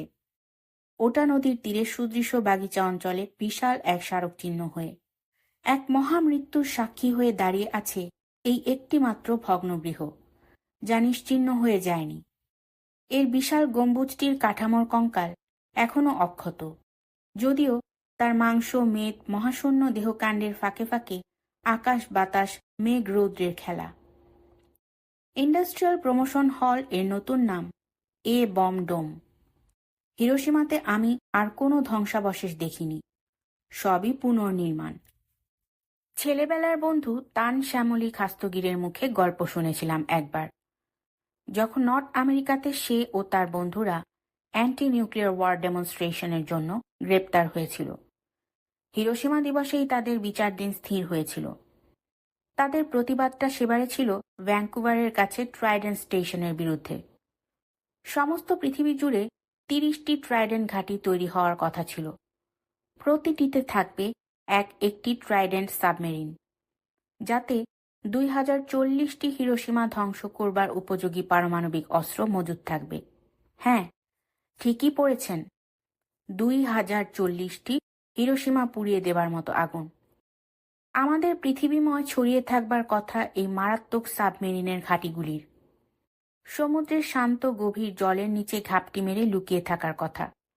এবং যেহেতু এরা পারমাণবিক শক্তি দ্বারা পরিচালিত, এই সাবমেরিনগুলি কেবলমাত্র তাদের অস্তিত্বেই, তাদের নিরীহ ঘোরাফেরাতেই বিষ জর্জর করে তুলবে সমস্ত মহাসাগরের জল। নিউক্লিয়ার পলিউশন এড়াতে পারবে না মহাসিন্ধু। পৃথিবীর মাছেদের বিকলাঙ্গতা রোধ করা যাবে না। সামগ্রিক উদ্ভিদ ধ্বংস হবে। শেষ পর্যন্ত শ্যামলীরা 10 জন 6 আগস্ট 1979-তে হিরোশিমা দিবসে আদালতের রীতিমতো শাস্তি পেল। এজলাসে ছিলেন লস অ্যাঞ্জেলেসের এক জাপানি বিচারক। রায় দিতে গিয়ে তিনি বলেছিলেন, জাপানবাসী হিসেবে দ্বিতীয় মহাযুদ্ধের সকল যন্ত্রণাই তার স্মরণে আছে। শান্তি সেনাদের প্রতি তাই তার দেওয়া শাস্তিটা ছিল 100 ঘন্টা সোশ্যাল ওয়ার্ক করা। সিয়াটলের ফেডারেল কোর্টে এই শাস্তি দেওয়া হয়েছিল। ক্যানাডার ভ্যাঙ্কুভার থেকে 60 মাইল দূরে ছিল এই ত্রিশূল অস্ত্র সম্ভারের ঘাঁটি। ওই বিচার সভায় এমন একজন জাপানি নারী সাক্ষী ছিলেন, যার স্বামী ও কন্যা হিরোশিমা থেকে চলে আসার বহুকাল পরেও সেই অতীত তেজস্ক্রিয়তার ফলস্বরূপ আমেরিকাতে ক্যান্সার রেডিয়েশনে মারা গেছেন। মহিলা তারপর মার্কিন সিভিল রাইটস মুভমেন্টে সামিল হয়েছেন। বিচারক নিজেও জাপানি মার্কিনী। তিনি বলেছিলেন, তিনি নিরুপায়, আইন ভঙ্গকারীকে শাস্তি দিতেই হবে। কিন্তু নীতিগতভাবে এরা অপরাধী নয়। সেই সব গল্প মনে পড়ে যাচ্ছে। এই সেই গল্পের হিরোশিমা। আমাদের সবার অতীত আর আমাদের সবার ভবিষ্যৎ তার মুঠোর মধ্যে, তার হাতের রেখায়। আজ এই 1988-তেও শুনছি আমাদের প্রতিবেশী রাষ্ট্র পারমাণবিক বোমা তৈরি করতে ব্যস্ত। আমেরিকা তাকে খোলাখুলি নিউক্লিয়ার সাবমেরিন বিক্রি করছে। ফ্রান্স পারমাণবিক বিস্ফোরণ ঘটাচ্ছে সমুদ্রে। তারই মধ্যে লৌহ জবনিকা ভেঙে গিয়ে গ্লাসও নষ্ট হচ্ছে। রথের রশি টানছেন রুশ রাষ্ট্রদূত। সে নিয়ে আমরা আহ্লাদে মাতোয়ারা। আমি আজকাল ঠিক বুঝতেই পারি না পৃথিবীর অগ্রগতির দিকটা কোন মুখ। সেই ঢাকায় কুট্টিদের গল্প শুনেছিলাম। এক উল্টো গেঞ্জি পরা মানুষকে তারা প্রশ্ন করেছিল, কি মশায়, যাইতাছেন না আইতাছেন? আমারও পৃথিবীকে সেই একই প্রশ্ন করতে ইচ্ছে করে। উল্টো করে গেঞ্জি পরে কোন দিকে চলেছ পৃথিবী? হিরোশিমায় যেতে যেতে একবারও মনে হচ্ছে না ভয়ঙ্কর এক অতীতকে দেখতে যাচ্ছি। রক্তের মধ্যে শিরশির করছে ভয়। হিরোশিমা একটি ধ্বংসবীজের নাম। যেন হিরোশিমার সঙ্গে দেখা করতে যাচ্ছি, না নিজেদের ভবিষ্যতের সঙ্গে। শিক্ষা নেয়নি পৃথিবী, ভয় পায়নি মানুষ, কমেনি বিজ্ঞানের দম্ভ। বরং বছর 2 আগের লন্ডনে দেখে এলুম CND শোভাযাত্রার চরিত্র বদল হয়েছে। না, নেতৃত্বে তো নেই বার্ট্রান্ড রাসেলের মতো কোনো প্রবল ব্যক্তিত্ব। সে বিষয়ে কিছুই বলছি না। কিন্তু আজকে যারা পারমাণবিক নিরস্ত্রীকরণের পক্ষে পথে নেমেছেন শোভাযাত্রা করে, তারা প্রত্যেকেই মধ্যবয়স্ক, 40 ঊর্ধ্ব। তারাই কৈশোরে ছিলেন রাসেলের সঙ্গী। নেই ছাত্রছাত্রীরা, নেই নবীন বয়সী দল। তাদের সময় নেই এইসব রাজনৈতিক পাগলামির। তারা ক্যারিয়ার তৈরিতে ব্যস্ত, অথবা পাঙ্ক জাতীয় সামাজিক প্রতিবাদের ঢেউয়ে গা ভাসিয়েছে। পারমাণবিক যুদ্ধের সম্ভাবনার ভয়ে, এই সুন্দর পৃথিবী বিধ্বস্ত হয়ে যাবার ভয়ে যারা ব্যাকুল, আজ তারা কেউ তরুণ নয়। জমানা বদল গয়া। তরুণরা কেবল সুন্দর মুহূর্তের ছলনায় ছুটেছে। আমাদের ছাত্রাবাসে এই শোভাযাত্রীদের গড়পড়তা বয়স ছিল 20-22 থেকে 25 বড়জোর। আজ তাদের মাথায় টাক, মধ্যদেশে মেদ, কপালে বলিরেখা। অবাক হয়ে রাস্তায় দাঁড়িয়ে দাঁড়িয়ে দেখলুম যে শোভাযাত্রাগুলি হাইড পার্কে এসে জড়ো হচ্ছে, এই ট্রেড ইউনিয়নগুলো ভিন্ন, সবই বয়স্কদের দল। কোথায় সেই অগ্নিখরা 50-60-এর তরুণ প্রতিবাদীরা? যেখানে ভীতি বারবার কথা, সেখানেই এসে গেছে নিষ্ক্রিয়তা, অনবধান। একটাই পাগল যে কালে একটি বোতাম টিপে সৃষ্টি স্থিতি ধ্বংস করে দিতে পারে, সেই কালে এ কি ভয়ঙ্কর শান্তি! এ শান্তি যে শ্মশানের। হিরোশিমা শহর ফিনিক্সের মতো সব ছাই ঝেড়ে ফেলে আবার বেঁচে উঠেছে। বিশাল অট্টালিকা, প্রাসাদোপম সৌধ, এইসব শব্দ মনে আসতে লাগলো হিরোশিমার ডাউনটাউন চৌরঙ্গি এলাকা পার হতে হতে। কত দোকানপাট, কি বাণিজ্য ব্যস্ত শহর! কে জানে আছে কিনা এখানকার ধূলিকণায় আজও তেজস্ক্রিয়তার বিষ। এ যাত্রা আমার নাগাসাকি যাওয়া হবে না। হাতে সময় নেই, টাকা তো নেই। নেহাত কোবেতে রিনা রত্নরা ছিল, তাই হিরোশিমা সম্ভব হলো। তবে নাগাসাকি হিরোশিমা দুই জায়গায় যেতে হবে এমন বাধ্যবাধকতা আমার বুকের মধ্যে কখনোই ছিল না। একটাই যথেষ্ট। একটি অভিজ্ঞতাই যথেষ্ট যন্ত্রণাদায়ক হতে পারে বলে একটা লুকানো ভয় আছে। কি জানি কি দেখব, আজকে কি দেখব কে জানে। না, হিরোশিমাই যথেষ্ট। আত্মধিক্কারের পক্ষে, মনুষ্য জন্মকে ঠিক বলবার পক্ষে একটি নামই যথেষ্ট। একজোড়া চাই না। এই তো পা দিয়েছি আজ সেই মাটিতে, মনুষ্যত্বের মৃত্যুপুরীতে। স্টেশন থেকে বেরিয়ে দেখি বেশ বেলা হয়েছে।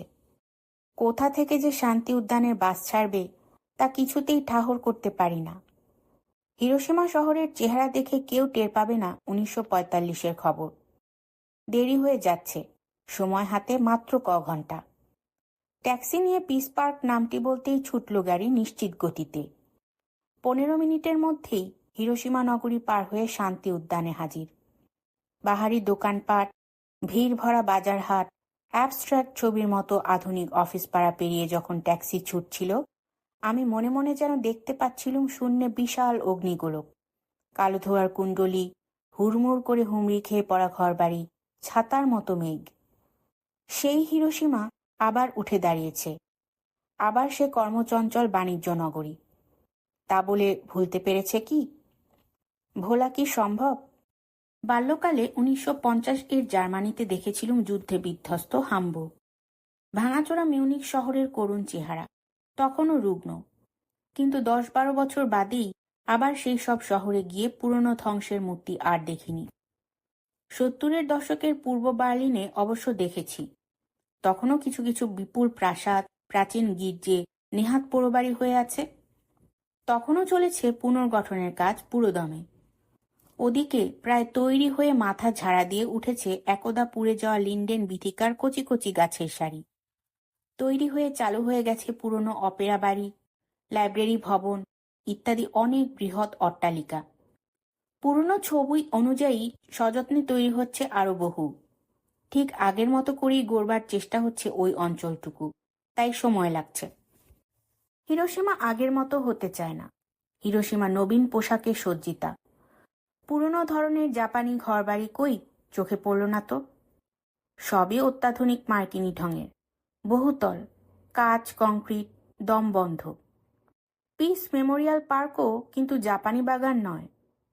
আমি জাপানিজ গার্ডেন বলতে যা বুঝি, একেবারেই নয় তা পিস পার্ক। পরিচ্ছন্ন, অনেকটা জায়গা নিয়ে ছড়ানো পার্ক। তার সামনে একটি মস্ত গোল ফোয়ারা, ফোয়ারার বলয় বলা যায়। অনেকগুলি সারিবন্দি ফোয়ারার তৈরি গোল চক্কর। ফোয়ারাগুলির অনেক কায়দা কানুন জানা আছে। মাঝে মাঝে লাল, বেগুনি, সবুজ আলোর রং বদল করে, আশ্চর্য প্রাণবন্ত, যেন জ্যান্ত। অবশ্য মহীশূরের বৃন্দাবন গার্ডেন্সে এই কাণ্ডই ঘটে, সহস্রগুণ বেশি করে। কিন্তু এটা যে হিরোশিমা। ফোয়ারার পেছনেই জাদুঘর। শুধুমাত্র অ্যাটম বোমার মারণ উচ্চাটনের জাদু দেখানোর জন্যই প্রস্তুত এই বিশেষ জাদুঘরটি। তারও পাশে আরেকটিও বড় বাড়ি আছে। জাদুঘরে ঢোকার আগে আমি সেইখানেই যাই, যদি কিছু স্ন্যাক্স জোটে। লাঞ্চ টাইম তো। জাদুঘরের সামনে শত শত জাপানি শিশুর সারি। তারা সবাই স্কুলের বাসে করে এসেছে জাপানের বিভিন্ন অঞ্চল থেকে, আমার মতোই হিরোশিমা পরিদর্শনে। 30-35টি স্কুল বাস পার্কিং লটে। সেই পরিমাণে শিশু। সবাই যে সারিবন্দি তা নয়। যারা জাদুঘরে ঢুকছে কেবল তারাই। যারা বেরিয়েছে তারা খেলা করছে। সকলের পরনে নিজস্ব স্কুলের ইউনিফর্ম। ভারী সুন্দর দেখাচ্ছে বাচ্চাদের। এমনিতে ইউনিফর্ম ব্যাপারটা আমার পছন্দ হয় না, কিন্তু স্কুলের বাচ্চাদের বেলায় দেখতে ভালো লাগে। প্রচুর পায়রা পিস পার্কের স্থায়ী বাসিন্দা। তারা বাচ্চাদের দেখে যত খুশি, বাচ্চারাও তেমনি তাদের গুণমুগ্ধ। বাচ্চারা পায়রাদের খাওয়াচ্ছে, আর পাখিগুলিও কি নির্ভয়ে তাদের কাঁধে মাথায় হাতে বসছে। একটি গোলগাল নধর ছেলেকে তো প্রায় ঢেকেই ফেলেছে এক ঝাঁক লোভী পায়রা। আমার তো ভয় করতে লাগলো। সে কিন্তু হাসি মুখে তখনও খাইয়ে যাচ্ছে। শেষে শিক্ষয়িত্রী এসে তাকে উদ্ধার করলেন। ব্যাপারটা ঠিক হিচককের সেই পাখিদের মতো ছিল না অবশ্য। সবসময় একটা হালকা আহ্লাদের আমেজ আছে এই পায়রাদের ওড়াউড়িতে। আমি কিছুক্ষণ শিশু ও পাখির খেলাধুলা দেখে বাড়িটার মধ্যে ঢুকে পড়ি। সেখানেও লাইন, সুভেনির বিক্রি হচ্ছে, চটি বইপত্র, হিরোশিমার পোস্টকার্ড, ছবি। এখানে খাদ্য নেই, পানীয় জলের ব্যবস্থা আর বাথরুম আছে, আর আছে বসে বিশ্রামের মতো কিছু জায়গা। অনেকে লাঞ্চ বক্স খুলে খাচ্ছেন সেখানে বসে, আর আছে হিরোশিমা বিষয়ক চলচ্চিত্রের সময় তালিকা। মোটামুটি এটা একটা ইনফরমেশন সেন্টার। পিস পার্ক বিষয়ে অনেক খবর দেয় এরা। ইংরেজি বই যে দুটি সস্তায় পাওয়া গেল নিলুম। বাব্বা, ইয়েনের যা চড়া দর! বিশ্বের সেরা কারেন্সি তখন। সবচেয়ে শক্তিমান ছিল 1986-তে ইয়েন। আমি বিশেষ খরচ করার ক্ষমতা রাখি না। গরিব দেশের থেকে এসেছি, যদিও সঙ্গে কিছু ডলার আছে, তার তো মুরত খুব বেশি নয়। ইচ্ছে থাকলেও মোটাসোটা বইপত্রগুলো নেবার উপায় নেই। এখানে জানা গেল দুটি ভিডিও চিত্র দেখানো হয়, ইংরেজি ও জাপানি ছবি, ভিন্ন ঘরে, বিভিন্ন সময়ে শুরু হয়। সম্ভবত টানাই চলে। বেলা 1টা থেকে সোয়া 2টো পর্যন্ত হবে পরবর্তী প্রদর্শনী। 1:45টায় পিস পার্কে পৌঁছেছি। এখনো 1টা বাজতে 5 মিনিট। এই অট্টালিকাটির নাম পিস প্যালেস, শান্তি প্রাসাদ। আমি 1টা থেকে ভিডিও ছবি দেখতে শুরু করলুম। ঘর প্রায় ফাঁকা। ইংরেজি ভিসিআর দেখার লোক নেই। জাপানিটিতে বেদম ভিড়। স্কুলের বাচ্চারা দেখছে। এ ঘরে শুধু 2 জন আছেন, শর্টস পরিহিতা মার্কিন দেশিয়া। আমার সিটটি ভালো, পাশে সরে বসতে দিলুম। তারা বেশ রূঢ়ভাবেই প্রত্যাখ্যান করে অন্যত্র উঠে গেলেন। বেশ অবাকই লাগে। সাধারণত এমন আচরণ চোখে পড়ে না। সে যাক, কি ভয়ঙ্কর পরবর্তী সোয়া ঘন্টার দৃশ্যাবলী এবং সংবাদ ভাষ্য। 1945-এর 6 আগস্ট সকাল 8:45 থেকে শুরু করা হয়েছে। কিভাবে মুহূর্তের মধ্যে ছিন্নভিন্ন হয়ে গেল শত সহস্র মানুষের অতীত, বর্তমান, ভবিষ্যৎ। কিভাবে মানুষের তৈরি বিজ্ঞানের কাছে ঘটে মানুষেরই সৃষ্টি করা নৈতিকতার পরাজয়। কিভাবে যে মানুষ একটা শব্দকে নিংড়ে তার অর্থ বের করে নিয়ে ছিবড়ে করে ফেলে দিতে পারে, যেন মধ্যত্ব শব্দ। তার আর কোনো মানে নেই জীবনে, শুধু অভিধানেই বুঝি তার অস্তিত্ব। এমন ভয় করে আজকাল। জলখাবার ঘণ্টা পড়েছিল হিরোশিমা গার্লস স্কুলে। বাচ্চারা কলকল করে ছুটে বেরিয়েছিল জলের কলের দিকে। সেখানেই লুটিয়ে পড়ে জ্বলে পুড়ে ছাই হয়ে গেল তারা। ছিটিয়ে রইল রিবন, পেন্সিল, আঙুল, জুতো, টিফিন বাক্স। ধ্বংসস্তূপের তলা থেকে তাদের খুঁজে বেড়াচ্ছেন তাদের অভিভাবকেরা। যেসব মা বাবা, যেসব শিক্ষক শিক্ষিকা তখনও জীবিত, যদিও তেজস্ক্রিয়তার সুদূর বিহারী মৃত্যুর হাত তাদেরও নাগালে পেয়েছে, কিন্তু তারা তা জানেন না। একটি সেতুর ওপর 2 জন মানুষ দাঁড়িয়েছিলেন রেলিংয়ে ভর দিয়ে। সেই রেলিং আর মানুষ দুটির ছায়ায় ছাপ চিরন্তন হয়ে গেছে সেতুর মেঝেতে। মুছে গেছে শুধু মানুষ 2 জন, রেলিং সমেত। তেমনি একটি অদৃশ্য মানুষের ছায়ামূর্তিটি রয়ে গেছে তার আবাসগৃহের সদর সিঁড়িতে পাথরের ধাপের গায়ে।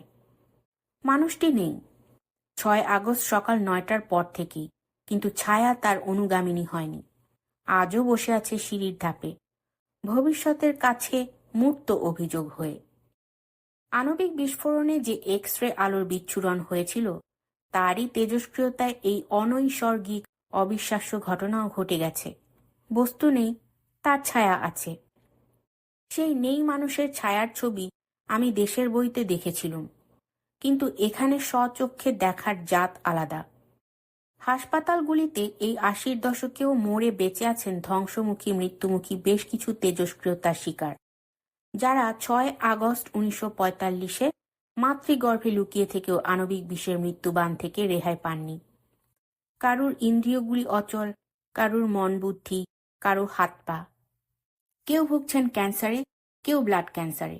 ৪১ বছর ধরে তারা নিশ্চিত মৃত্যুর সঙ্গে লড়াই করেই বেড়ে উঠেছেন আজন্ম হাসপাতালের ঘরে। দু একজন শুশ্রূষাকারিণীকেও কিন্তু দেখলুম। তাদের মধ্যে দু একজন ডাক্তারবাবুও আছেন, যারা সেদিন থেকেই আত্মের সেবায় লেগেছেন, কিন্তু বলতে নেই এখনো এই বৃদ্ধ বয়সে পৌঁছেও তাদের আদর্শ উৎসর্গিত জীবনযাপনে বাধা পড়েনি। ঈশ্বরের আশ্চর্য কৃপায় তেজস্ক্রিয়তা নিয়ে এত ঘাটাঘাটি করেও তারা জীবিত ও সুস্থ আছেন, যদিও প্রত্যেকেরই শেষ পর্যন্ত ক্যান্সারের মৃত্যুর আশঙ্কা রয়েছে। পাশাপাশি মানুষের অন্তর্বর্তী শুভ ও অশুভের এমন স্থূল প্রকাশ চট করে চোখে পড়ে না, আক্রমণে ও শুশ্রূষাতে যেমনটি দেখেছি। সোয়া ঘন্টা পরে যখন অন্ধকার ঘর ছেড়ে করিডোরের আলোয় বেরুলুম, তখন মাথার মধ্যে একটা ফাঁকা অনুভূতি, যন্ত্রণা অনুভবের শক্তিও যেন নেই। হঠাৎ সেই দুটি মার্কিনী মহিলা বিনয়ের অবতার হয়ে উদিত হলেন এবং প্রশ্ন করলেন, আমার কাছে কি অনুগ্রহপূর্বক দান করার মতো অতিরিক্ত কোনো ট্যাম্প্যাক্স আছে? এখানে কোনো ওষুধের দোকান নেই, বা কথা বুঝিয়ে বলার মতো লোকও নেই। আকস্মিক দুর্বিপাকে পড়ে গেছেন তাদের মধ্যে একজন। বাঁচা গেল।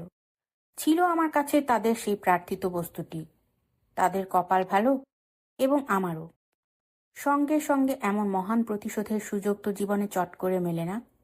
সত্যি বলতে কি, এদের দেখে আমি বেশ আশ্চর্যই হয়েছি। মার্কিনীদের মধ্যে ভারতীয়দের প্রতি এমন রেইসিস্ট মনোবৃত্তি আমার আগে চোখে পড়েনি। জানি না এরা গভীর দক্ষিণ থেকে কিনা। কথা শুনে তো মনে হলো না। সাদার্ন ড্রল, সেই দক্ষিণ মার্কিনে বিখ্যাত আলস্য জড়তা, জীবের আর না ভাঙা আর কি, এদের রসনায় ছিল না। তাছাড়া যে মার্কিনী তরুণীরা হিরোশিমা সন্দর্শনে নিজেরা স্বেচ্ছায় এসেছেন, তাদের তো প্রায়শ্চিত্তাভিলাষী মানবিক হবার কথা, নাকি বিপরীত? এরা হয়তো দেখতে এসেছেন মার্কিন শক্তিমত্তার প্রমাণাবশিষ্ট, কি জানি। মনুষ্য চরিত্রে এতই বৈচিত্র্য যে চটপট সরলীকরণে ভুল হবার সম্ভাবনা খুবই বেশি। তবে আমার কাছে হাত পাততে তাদের নিশ্চয় লজ্জা করেছিল, এটা ভেবেই বেশ পুলকিত হলুম। এটাকে মোটেই আমার পক্ষে মহত্বসূচক প্রতিক্রিয়া বলা যায় না। ফিল্মগুলি দেখে নিচে নেমে রোদে বাতাসে বেরিয়ে জাপানি শিশুগুলিকে আবার দেখতে পেলুম। দলে দলে ঘুরছে, হাসছে, ছুটছে, খেলছে পিস প্যালেসের সামনে বাঁধানো খোলা জায়গায়। অ্যাটম বোমা পড়বার মুহূর্তে সেই একদল স্কুল বালিকার জল খেতে যাবার দৃশ্যটা মনে পড়ল। একজনও বাঁচেনি। তারা তো জানতো না। এদেরই বা ভবিষ্যৎ কেমন হবে কে জানে। এই শিশুদের পটভূমি হিসেবে দৃশ্যত এখন যা দেখছি, একদিকে পিস মেমোরিয়াল মিউজিয়াম, দোতলা বাড়ি, অন্যদিকে একটি দীর্ঘ পথ চলে গেছে সেনোটাফ এর দিকে, শহীদ স্মৃতিস্তম্ভ, পারমাণবিক স্মৃতির। তোরণের মতো, তাঁবুর মতো গড়নের সেনোটাফ এর এই ফাঁক দিয়ে দেখা যাচ্ছে চির জ্বলন্ত শিখা, শান্তির দীপশিখা। তারও পেছনে বম ডোম, অ্যাটম বোমার গম্বুজ। সেই যে একটি আশ্চর্য প্রাসাদ, যা ধ্বংস হতে হতেও হয়নি, আজও রয়ে গিয়েছে তার কাঠামো। ওটা নামের সরু নদীর ওপারে সেই গম্বুজের কাঠামো দেখা যাচ্ছে এখান থেকেই। ঘুরতে ফিরতে একটা ছোট্ট দোকান পেলুম, অন্যান্য জিনিসের সঙ্গে কিছু খাদ্যদ্রব্যও সেখানে মেলে। একটা পাতলা কাঠের বাক্সতে জাপানি লাঞ্চ আর একটা 7 আপ কেনা গেল। ওখানে বসে খাবার জন্য কয়েকটি বেঞ্চ পাতা ও শূন্য বাক্স, বোতল ফেলবার জন্য জঞ্জালের টিনও রাখা আছে। অল্প স্বল্প বৃষ্টি শুরু হলো। আলো আলো রোদ রোদ আবহাওয়ার মধ্যেই ঝিরিঝিরি বৃষ্টি। তেজস্ক্রিয় বর্ষণ নয় আশা করি। এখন তো ইংল্যান্ডে অ্যাসিড রেন হচ্ছে, কালো বৃষ্টি, মরে যাচ্ছে গাছপালা, সে আরেক গল্প। দোকানের বেঞ্চির মাথায় কি ভাগ্যি শেডও আছে। পুরো ব্যাপারটাই দেশের মফস্বল স্টেশনের প্ল্যাটফর্মের মতো। সেইখানে বসে লাঞ্চ সেরে নিলুম। 3টের সময় জাদুঘর খুলবে। লাঞ্চের সময় অন্যান্য অতিথিদের লক্ষ্য করছিল। সকলেই অল্প বয়সী, সবাই জাপানি। নিজেদের রক্তাক্ত ইতিহাস যাতে বিস্তৃত না হয় তারই জন্য আশা তাদের। কিন্তু ভাবটা এই, যেন হিরোশিমা সুদূর অতীত, আর হবে না। কিন্তু ঘটনা তো তা নয়। মানুষ শেখেনি। একটি বেদি রয়েছে সেনোটাফের নিচে, সেখানে মানুষ রেখে যাচ্ছে ফুলের স্তবক। 45 বছর আগে মৃত মানুষদের স্মরণে পুষ্প অর্ঘ্য। ওখানেই একটি খাতা আছে, যাতে পারমাণবিক বিস্ফোরণ ঘটিত প্রত্যেকটি মৃত্যুর হিসাব আছে, এবং সেই দীর্ঘ তালিকা এখনো অশেষ। এখনো তাতে যোগ হচ্ছে নিত্য নতুন মৃত নাম। তরুণের ভিতরেই একটি বাঁধানো মস্ত চৌবাচ্চা, তার উপর জলে সে অনির্বাণ শিখা, যার চারিদিকে পরিখা ঘেরা। তাতে জল, জল যার নাম জীবন, আর আগুন যার নাম সভ্যতা, পাবক। অথচ বন্ধ হয়নি পারমাণবিক পরীক্ষা, বন্ধ হয়নি বোমা তৈরির প্রতিযোগিতা, বরং বহু গুণ বৃদ্ধি পেয়েছে। অনেকটা পথ হেঁটে গিয়ে কয়েক ধাপ সিঁড়ি উঠে সেনেটাফ। এই পথ চলাটা বেশ। ঠিক তাজমহলের সামনে যেমন পড়ে আছে সোজা পথটা, এও তেমনি। গোলাপি পাথর বাঁধানো এই পায়রা পক বকানো পথের দুপাশে সবুজ ছাটা ঘাসের লন। হেঁটে সেনোটাফের দিকে এগিয়ে যেতে যেতে মনে নানা রকমের স্মৃতি, অনুভূতি, ভাবনা চিন্তা ক্রমাগত ঢেউ খেলে যেতে থাকে। সেনোটাফে পৌঁছানোর জন্য অতিথিকে মানসিকভাবে প্রস্তুত করে দেয় এই পাথর বাঁধানো পথটি। সেনোটাফের নিচের শূন্যতা দিয়ে দেখা যায় আণবিক বোমার গম্বুজ। রক্তমাংস নেই, শুধু কঙ্কালটা দাঁড়িয়ে আছে। সব মানুষের চোখে আঙুল দিয়ে মনে করিয়ে দিচ্ছে এক 6 আগস্টের সকালবেলার দুঃস্বপ্ন, যার পুনরাবৃত্তি আজও সম্ভব, যে কোনো দিনে, যে কোনো দেশে। পায়ে পায়ে সেনোটাফ, শহীদ বেদি, অনির্বাণ শিখা সব পেরিয়ে শান্তি উদ্যানের ওপারের অংশে পৌঁছে যায়। ওটা নদীর ধারে ক্রন্দসী উইলো তরুর শাড়ি জলের আয়নায় মুখ দেখছে ঝুঁকে পড়ে। ওদিকটায় যেমন ফাঁকা রোদ ঢালা উঠোন, এদিকে তেমনি বাগান, উপবন, ছায়ানিবিড় কুঞ্জ। নদীর ধারে ধারে জোড়া নৌকার সারি বাঁধা আছে। এইখানেই সেদিন সকালে মৃত মানুষের সারি ভিড় করে পড়েছিল। নদী ভরে গিয়েছিল। নদীর তীরের বেঞ্চিতে ঘন হয়ে বসেছে তরুণ তরুণী, যেন এখানে কেউ কোনোদিন মৃত্যুশেল হানেনি। সাইকেলের সামনে শিশুকে বসিয়ে পাশ দিয়ে চলে গেলেন জননী। আমি একটি বেঞ্চিতে বসি, উইলো পাতার ছায়ায়। তাকিয়ে দেখতে থাকি নতুন চোখে এই 1988 জুনের হিরোশিমা। শান্তি উদ্যান এখন সত্যিই শান্তির ছবি। এক মধ্যবয়স্কা জাপানি মহিলা বেড়াতে বেরিয়েছেন, সঙ্গে শেকল বাঁধা 2টি মার্জার। বিলেতে অবশ্য গলায় বগলস পরানো বেড়াল দেখেছি। দেখা দেখি নিজের বেড়ালদেরও বগলস পরিয়েছি। বেড়ালদের বগলসের চরিত্রটি কিন্তু কুকুরের চেয়ে আলাদা, সাবধান। যে কোনো সরু বগলস হলেই হলো না, তাতে খানিকটা ইলাস্টিক থাকা চাই। বেড়াল যে গাছে ওঠে, বগলসে ফাঁসি লেগে না যায়। ইলাস্টিক থাকলে মুক্তির পথ আছে। চেন বাঁধা ভব্য বেড়ালকে মার্জার না বলে ক্ষতি নেই। তারা অত্যন্ত সম্ভ্রান্তভাবে বাগিচায় ঘোরাফেরা করছেন। এক বালক 2টি কুকুর নিয়ে ছোটাছুটি করে খেলছে। মা ও শাবক একই সঙ্গে শেকলে বাঁধা, 3জনই খেলায় মত্ত। পাশের বেঞ্চে এক বৃদ্ধ বসে তাদের খেলা দেখছেন। তার সঙ্গেও একটি বেটে কুকুর আছে। সেটি কিন্তু এদের সঙ্গে সঙ্গে যুদ্ধে উদ্যমী নয়, আপন মনে মাটি শুকে বেড়াচ্ছে। উঠে হাঁটতে হাঁটতে একটি টিলা দেখতে পাই। অ্যাটম বোমায় মৃত কিছু মানুষের সমাধি সেটি। সামনে স্মৃতিফলক, পাথরের বাতিস্তম্ভ। একটি ছোট দলে ফরাসি বৃদ্ধা মহিলা ভ্রমণকারিণী এসেছেন কয়েকজন। তারা আমাকে বললেন তাদের ছবি তুলে দিতে, পরিবর্তে তারা আমার ছবি তুলে দেবেন আমার ক্যামেরায়। বেশ ভালো প্রস্তাব, তখনই কার্যকরী হলো। এখানে বেশ কয়েক দল পশ্চিম জার্মানি, ফরাসি, ইংরেজ এবং দক্ষিণ আফ্রিকান অতিথি দেখলুম। মার্কিনী বলতে কেবল ওই 2টি তরুণী। সবাই উদ্যানে ছড়িয়ে আছে এদিক সেদিক। আমি উদ্যানের কোনায় আরেকটি অনুসন্ধান অফিসে যাই মিয়াজিমা দ্বীপের সন্ধানে। ওটা বিষয়ে যে কটি ইংরেজি কাগজপত্র ছিল, পড়ে শুনে বুঝলুম সেদিনকার পক্ষে বেশি দেরি হয়ে গেছে। মিয়াজিমার ফেরি নিয়ে দ্বীপে ঘুরে ফিরে এসে ফের শিনকোবেতে ফিরে যেতে অনেক রাত হবে। ফলে ওটা নদীর সেতু পার হয়ে ওপারে যাই, শান্তি উদ্যান ছাড়িয়ে হিরোশিমা নগরীর অলিগলি দিয়ে হেঁটে আসি একটু। এখানে দোকানপাট দেখে খুব একটা ধনীর পাড়া বলে মনে হচ্ছে না। ছোট ছোট দোকান, পোশাকের, আশাকের, খাবারের, ফুলের। জাপানে ফুলের অনেক দাম, কিন্তু ফুলের দোকানও অনেক। শাকসবজির, ফলের দোকান বরং সস্তা। একটা মস্ত মদের দোকান, তার সঙ্গেই লাগোয়া ভেন্ডিং মেশিনের দোকানে সফট ড্রিঙ্কসও আছে। মেশিনে পয়সা ফেললে বিয়ারের ক্যান, ওয়াইনের বোতল বেরোবে। আবার নিরিমিষি শীতল পানীয়ও আছে। আমি একটা কোল্ড কফির ক্যান কেনার চেষ্টা করতে গিয়ে দেখি খুচরো নেই। হঠাৎ এক জাপানি মাঝবয়সী, মাথায় ক্রিকেটারদের মতন কাপড়ের টুপি, বাকিটা নোংরা মাতাল পথবাসীর রুক্ষ চেহারা, এগিয়ে এসে পয়সা দিয়ে ওই কোল্ড কফির ক্যানটা বের করে নিলেন। আমার বেশ রাগ হলো। মুখ থেকে চড়া মদের গন্ধ বাতাসে ছড়াচ্ছে। ওই কোল্ড কফি তো ওর কি হবে? ভাবতে না ভাবতে দেখি লোকটি দুই হাতে দুই কানটি ধরে প্রবলভাবে বিনত হতে হতে আমাকেই নিবেদন করছেন। কিছুতেই দাম নিলেন না। ভাষার ব্যবধান কাটিয়ে উঠতে দেরি হলো না। প্লেজেন্টো প্লেজেন্টো বলে ভীষণ মদগন্ধ ছড়িয়ে হলদে দাঁত বের করে বাও করে শিশুর মতো হাসতে লাগলেন। তারপর আমাকে একটি মিলিটারি স্যালুট করে হাসি মুখে আপন মনে বকতে বকতে চলে গেলেন।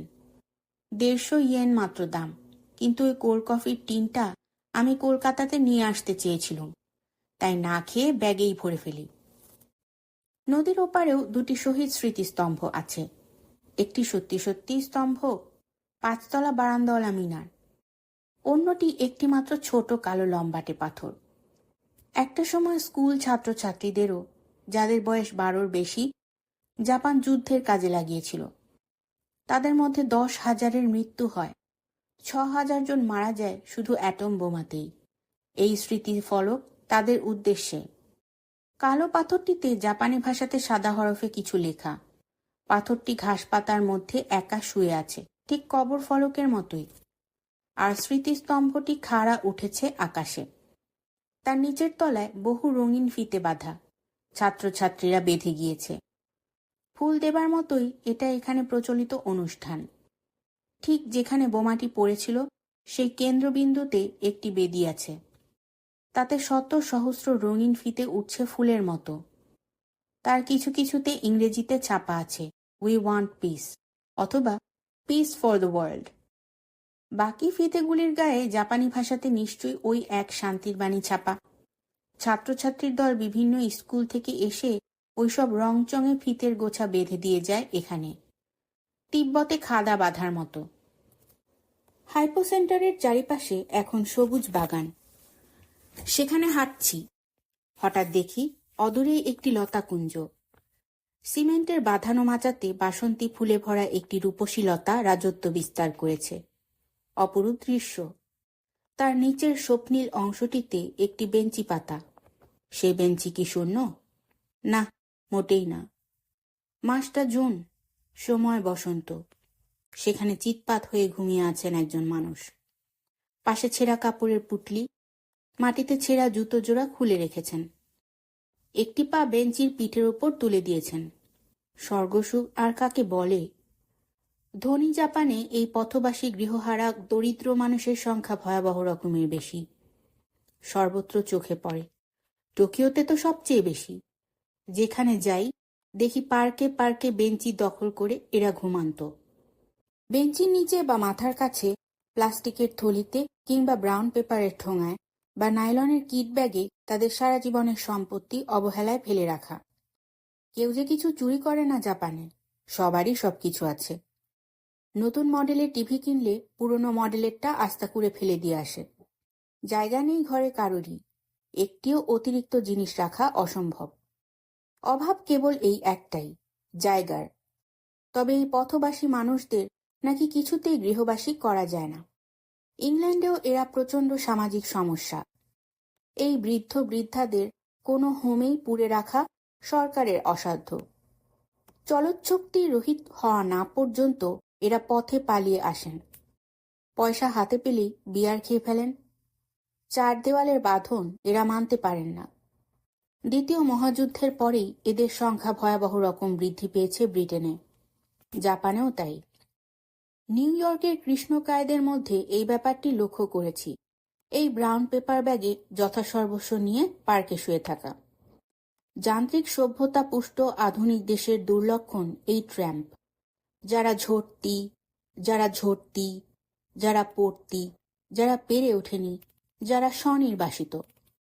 চ্যাপলিনের কল্যাণে তার সঙ্গে আমাদের পরিচয় আছে। এরা অবশ্য একটু আলাদা, ঘর দিলেও সে ঘরে এরা থাকতে পারে না, পালিয়ে যায়। দুটি সুপুষ্ট পায়রা গম্ভীর হয়ে বসে আছে ঘুমন্ত ট্র্যাম্পটির মাথার কাছে, ব্যঙ্গমা ব্যঙ্গমীর মতো। পাহারা দিচ্ছে বুঝি কোনো ছদ্মবেশী রাজপুত্তুরকে। রাজপুত্তুরের মুখের কাছে একটি মাছি উঠছে, ঠোঁট দুটি অল্প ফাঁক হয়ে আছে। আমার ভয় করতে লাগলো মাছিটা যদি ওর মুখের মধ্যে ঢুকে পড়ে। তবু কাছে গিয়ে জাগিয়ে দেবার সাহস হলো না। মনে হলো নিশ্চয়ই এমন পরিস্থিতি ওর রোজই ঘটছে। এই আধুনিক হিরোশিমাতে কুসুমিত বাসন্তী লতাকুঞ্জে ঘুমন্ত মাতালটি যেন একটি বিমূর্ত প্রতীকের মতো ছাপ ফেলে দিল আমার মনে। আবার ফিরে গেলুম সেই বুক কাঁপানো কেন্দ্রবিন্দুতে। শিশুদের দেয়া কাগজের মালা উঠছে, রঙিন কাপড়ের পতাকা, পোস্টার, বহু বর্ণময় জীবনের স্পষ্ট উচ্চারণ, we do not need another nuclear war. ওটা নদীতে সবুজ ছায়ায় জোড়ায় জোড়ায় বাঁধা নৌকো মৃদু বাতাসের দোলায় দুলছে। হঠাৎ দেখি সেই বাচ্চা জাপানি ছেলের সঙ্গে এক চেনে বাঁধা যে কুকুরমা আর তার ছানাটি ছিল, সেই শাবকটি একা একা খেলছে। মা কোথায় গেল? এদের দুটিকে দেখে আমার খুব ভালো লাগছিল। এরা বোধহয় আদি জাপানি নেরি। দৃশ্যত একেবারেই বঙ্গীয় পথবাসী সারমেয় কুলের স্বজাতি। হঠাৎ মা জননী হাজির ছিন্ন শিকলি গলায় নিয়ে। তারপর মহল্লাসে মায়ে পয়ে মারামারি হুড়োযুদ্ধ খেলা শুরু হলো। পিছু পিছু তাদের নাদুস নুদুস বালক প্রভুটিও এসে পড়ল দেখে আমি নিশ্চিন্ত হয়ে রওনা দিলুম। আচ্ছা, এরা কি মাঝে মাঝে ভুলে যায় এটাই হিরোশিমা? নিশ্চয়ই যায়, নইলে স্নান করে ভাত খায়, অফিস যায় কেমন করে? ক্রমে মিয়াজিমা দ্বীপে যাবার ইচ্ছেটাই চলে গেছে। প্রথমে তো ওই ১.৫ ঘন্টার ভিডিও, তারপর পুরো ১.৫ ঘন্টা হেঁটেছি কেবল হিরোশিমার এই পিস মেমোরিয়াল মিউজিয়ামের ভেতরে, একদঙ্গল জাপানি স্কুল ছাত্রছাত্রীর সঙ্গে। জাদুঘরটি অত্যন্ত গোছানো, তবে ইংরেজি ধারাভাষ্যটি বিশেষ সুবিধের নয়। একটি টেপ প্লেয়ার ভাড়া নিয়েছি, কানে কানে জ্ঞান দেবে বলে। ছবির গায়ে যা লেখা প্রায় তাই, তবে নির্দেশ দেয়, এবার এদিক যাও, এবার ওদিক তাকাও। জাদুঘরটি সাজানো এমনভাবে যে কিছুই জানে না সেও সর্বজ্ঞ হয়ে বেরুবে হিরোশিমা বিষয়ে। প্রথমেই আণবিক বোমা পড়ার আগেকার সাধারণ পটভূমি, তারপর বোমার উত্তাপে বিচ্ছুরণ ঘটিত ক্ষতির উদাহরণ, তৃতীয় ভাগে বিস্ফোরণের চাপে যা ঘটেছে সেই সব ক্ষতির চেহারা, চতুর্থ অংশে তেজস্ক্রিয়তার ফলাফল, পঞ্চম ভাগে অগ্নিকাণ্ডের ধ্বংসস্তূপের নমুনা, ৬ নম্বর অংশে উদ্ধার কার্যের বর্ণনা, সপ্তম ভাগে যা কিছু উদ্ধার করা সম্ভব হয়েছে সেই সব, ৮ নম্বরে বোমার যারা সাক্ষী হয়ে বেঁচেছিলেন তাদের কণ্ঠস্বর ধরা আছে, তারপরে নাগাসাকি থেকে আনা কিছু পারমাণবিক ধ্বংসের নমুনা। ওই জাদুঘরে তেজস্ক্রিয় অগ্ন্যুদ্গারের ভয়ঙ্কর জাদুর খেল প্রত্যক্ষ করার পরে আর কোনো বিমল প্রাকৃতিক সৌন্দর্য, কোনো মন্দিরের সুকুমার আর্কিটেকচার চোখে দেখবার মতো মনের বল আমার অন্তত নেই। ওই জাদুঘরে কি নেই? বেঁকে যাওয়া লোহার সিঁড়ি, তালগোল পাকানো কাজ, ধাতু, কাঠ, অস্থির পিণ্ড, খুলে আসা খসে পড়া মানুষের মাথার চুল, বোমায় ফাঁপা হয়ে যাওয়া ভিতরে নেই বাইরে আছে এমন মহিরুহের কাণ্ড, সেই নেই মানুষের ছায়া এঁটে থাকা সিঁড়ির ধাপটি, সেই হারিয়ে যাওয়া মানুষের ছায়া ধরা সেতুর মেঝেটির মস্ত ছবি, আছে প্রচুর ছবি, প্রচুর বিকৃত আণবিক ধ্বংসাবশিষ্ট। মৃত্যুর চিহ্নে, ক্ষয়ের চিহ্নে, ধ্বংসের সংকেতে উপচে পড়ছে এই জাদুঘর। বোমার খোলাটার নকলও আছে, আছে নকল মানুষের দল কাঠের শোকেসের পিছনে। জ্বলন্ত মৃত্যুর গ্রাস থেকে যারা জীবনের আশ্রয়ের দিকে পালিয়ে আসার চেষ্টা করেছিল দলে দলে, গলে যাওয়া মাংস, খসে পড়া চামড়া, জ্বলে যাওয়া চুল, প্রাণহীন বিবর্ণ মুখচ্ছবি, সেই ভয়াবহ দৃশ্য দেখলে আত্মার মধ্যে একটা বিশেষ পরিবর্তন না ঘটেই পারে না। আজকের গোলাপি গাল নধর জাপানি বাচ্চারা দল বেঁধে কাচের গায়ে নাক ঠেকিয়ে হাঁটু গেড়ে বসে সেই দৃশ্য প্রত্যক্ষ করছে। ভবিষ্যতের এই অতীতকে চেয়ে দেখার দৃশ্যটাই যেন আরেকটা ত্রিমাত্রিক ছবি। আমি একটি ছবি তুললুম এই দেখার। এই জাদুঘরে ছবি তোলা বারণ ছিল না। আণবিক সর্বনাশের প্রমাণ সংবলিত প্রায় ৬০০টি দ্রব্য এখানে প্রদর্শিত। চারিদিকের অ্যাটম বোমার ভয়াল পরিণতির নানা প্রমাণ। কিন্তু হিরোশিমা শহরে ধ্বংসাবশেষ বলতে ওই একটি বাড়ি, এ বম্ব গম্বুজ। নতুবা হিরোশিমা শহরে এখন অন্যান্য শহরের মতোই নানান সৌন্দর্যপূর্ণ দ্রষ্টব্য স্থল আছে। আছে সুগঠিত সিটি সেন্টার, অন্তত ৮ ডজন প্রথম শ্রেণীর হোটেল। প্রসিদ্ধ হিরোশিমা দুর্গ বোমাতে সম্পূর্ণ ধ্বংস হয়ে যাবার পর ১৯৫৮-তে যেটি পুনর্গঠিত হয়েছে। আছে নবীন শুক্কাই এন উদ্যান। চীনের হ্যাংচাও এর প্রসিদ্ধ উদ্যানটির নকলে তৈরি। আছে সায়েন্স অ্যান্ড কালচারাল মিউজিয়াম, জাপানের আধুনিকতম প্ল্যানেটেরিয়ামটি, যেখানে প্রসিদ্ধ পশ্চিমী শিল্পীদের ছবি নিয়ে রয়েছে হিরোশিমা মিউজিয়াম অব আর্ট। আছে দেগা, মোনে, রেনোয়ার, পিকাসো। ওটা নদীর তীরে আশ্চর্যজনকভাবে আণবিক বিস্ফোরণের হাত থেকে রক্ষা পেয়ে আজও অক্ষত আছে চতুর্দশ শতকের এক বৌদ্ধ মন্দির, ফুদোইন মদ্রি। হিজিয়ামা পার্ক আছে হিজিয়ামা পাহাড়ের গায়ে, হিরোশিমা যে পাহাড়ের কোলে। সেখানে তেজস্ক্রিয়তার ফলাফল নিয়ে গবেষণা হচ্ছে, ল্যাবরেটরি এবং রিডিং রুম রয়েছে। চিড়িয়াখানা, বটানিক্যাল গার্ডেন, যা যা থাকার কথা একটি পরিপূর্ণ শহরের, তার সবই আছে আজ হিরোশিমাতে। ১৫৮৯-তে পত্তন হয়েছিল হিরোশিমার, ওটা নদীর তীরে।